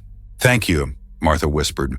The words meant only for the horse before her. Stargazer held his position for another moment, then raised his head in turn. With a powerful leap, he rejoined his herd, moving among them like a guardian or shepherd. A few minutes later, as if responding to some signal humans couldn't perceive, the entire group began moving back toward the trees, disappearing as quietly as they had arrived. "That," Joe said into the silence that followed, "was a goodbye." Martha nodded, understanding washing through her. "They won't come back, will they?" "Not like this," Joe confirmed. "They'll move deeper into the wilderness now, find new grazing grounds, new horizons, as they should." "But why today?" Sarah asked, reviewing the images on her camera with wonder. "Why come so close after a year of keeping their distance?" "To bring things full circle," Martha answered, surprising herself with the certainty she felt. 2 years ago today, they began their vigil at the church, their journey to bring truth to light. Today, they're telling us it's complete, that we're all free to move forward now. They made their way back to the cabins in thoughtful silence, each processing the profound experience in their own way. As they reached Martha's porch, Joe paused, looking back toward the clearing now hidden from view. "You know," he said reflectively, "I've worked with horses all my life, wild ones, tame ones, but I've never seen anything like what those 11 have done." He turned to Martha, his eyes bright with emotion. "Your boy had a special bond with Stargazer, something rare and powerful. When Michael died, that bond didn't break completely. It transformed." Martha nodded, remembering the photograph of Michael and Stargazer that now hung in her new living room, her son's face alight with joy, his hand tangled in the young horse's mane. "I believe it," she said simply. "What happens now?" Sarah asked, setting her camera case on the porch steps. "For you, for this place?" Martha looked around at the home she had built from the ashes of her former life, modest but warm, filled with carefully chosen mementos of Thomas and Michael, alongside new treasures that represented her continuing journey. "Life goes on," she answered. "I'll keep working with the foundation we established for Michael's scholarship. Keep visiting Joe to make sure he doesn't get into too much trouble." This earned a snort from the old man. "Keep finding my way forward one day at a time." Sarah nodded, understanding. "And the horses? Will always be part of the story," Martha said, gazing toward the distant hills where Stargazer and his herd were even now finding new paths, new freedoms. But their chapter is complete now, as it should be. Later, after Sarah had departed with promises to share the photographs, Martha and Joe sat on her porch watching the sunset paint the Montana sky in shades of gold and crimson. "You know," Joe said thoughtfully, "some might call what we witnessed today impossible, unnatural." "And what would you call it?" Martha asked. The old man considered for a moment.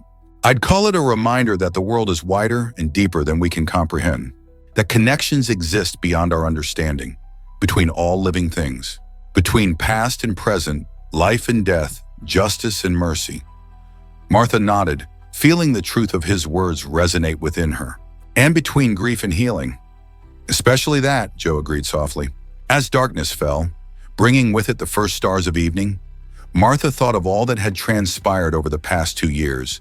The tragedy, the deception, the silent vigil of 11 wild horses, the flood that had nearly claimed more lives, the truth finally revealed, and now, today's profound farewell. It wasn't the life she had planned or expected. The losses remained permanent and painful, but within that pain had grown understanding, purpose, even moments of genuine joy, and above all, a story of extraordinary connection between humans and animals, between the living and those who had passed on, between justice long delayed and finally delivered.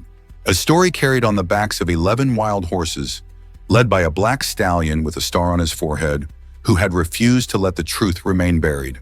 As Martha looked up at the gathering stars, she felt Thomas and Michael's presence, not as ghosts or spirits, but as love that continued, as memory honored, as truth preserved.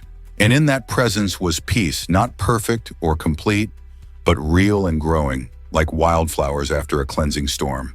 "Goodbye," she whispered to the night sky, to the distant hills, to all that had been lost and found. And thank you.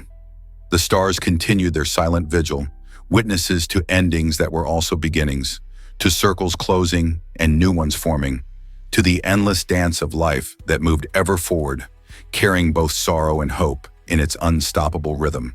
And somewhere in the wildlands beyond, 11 horses ran free under those same stars.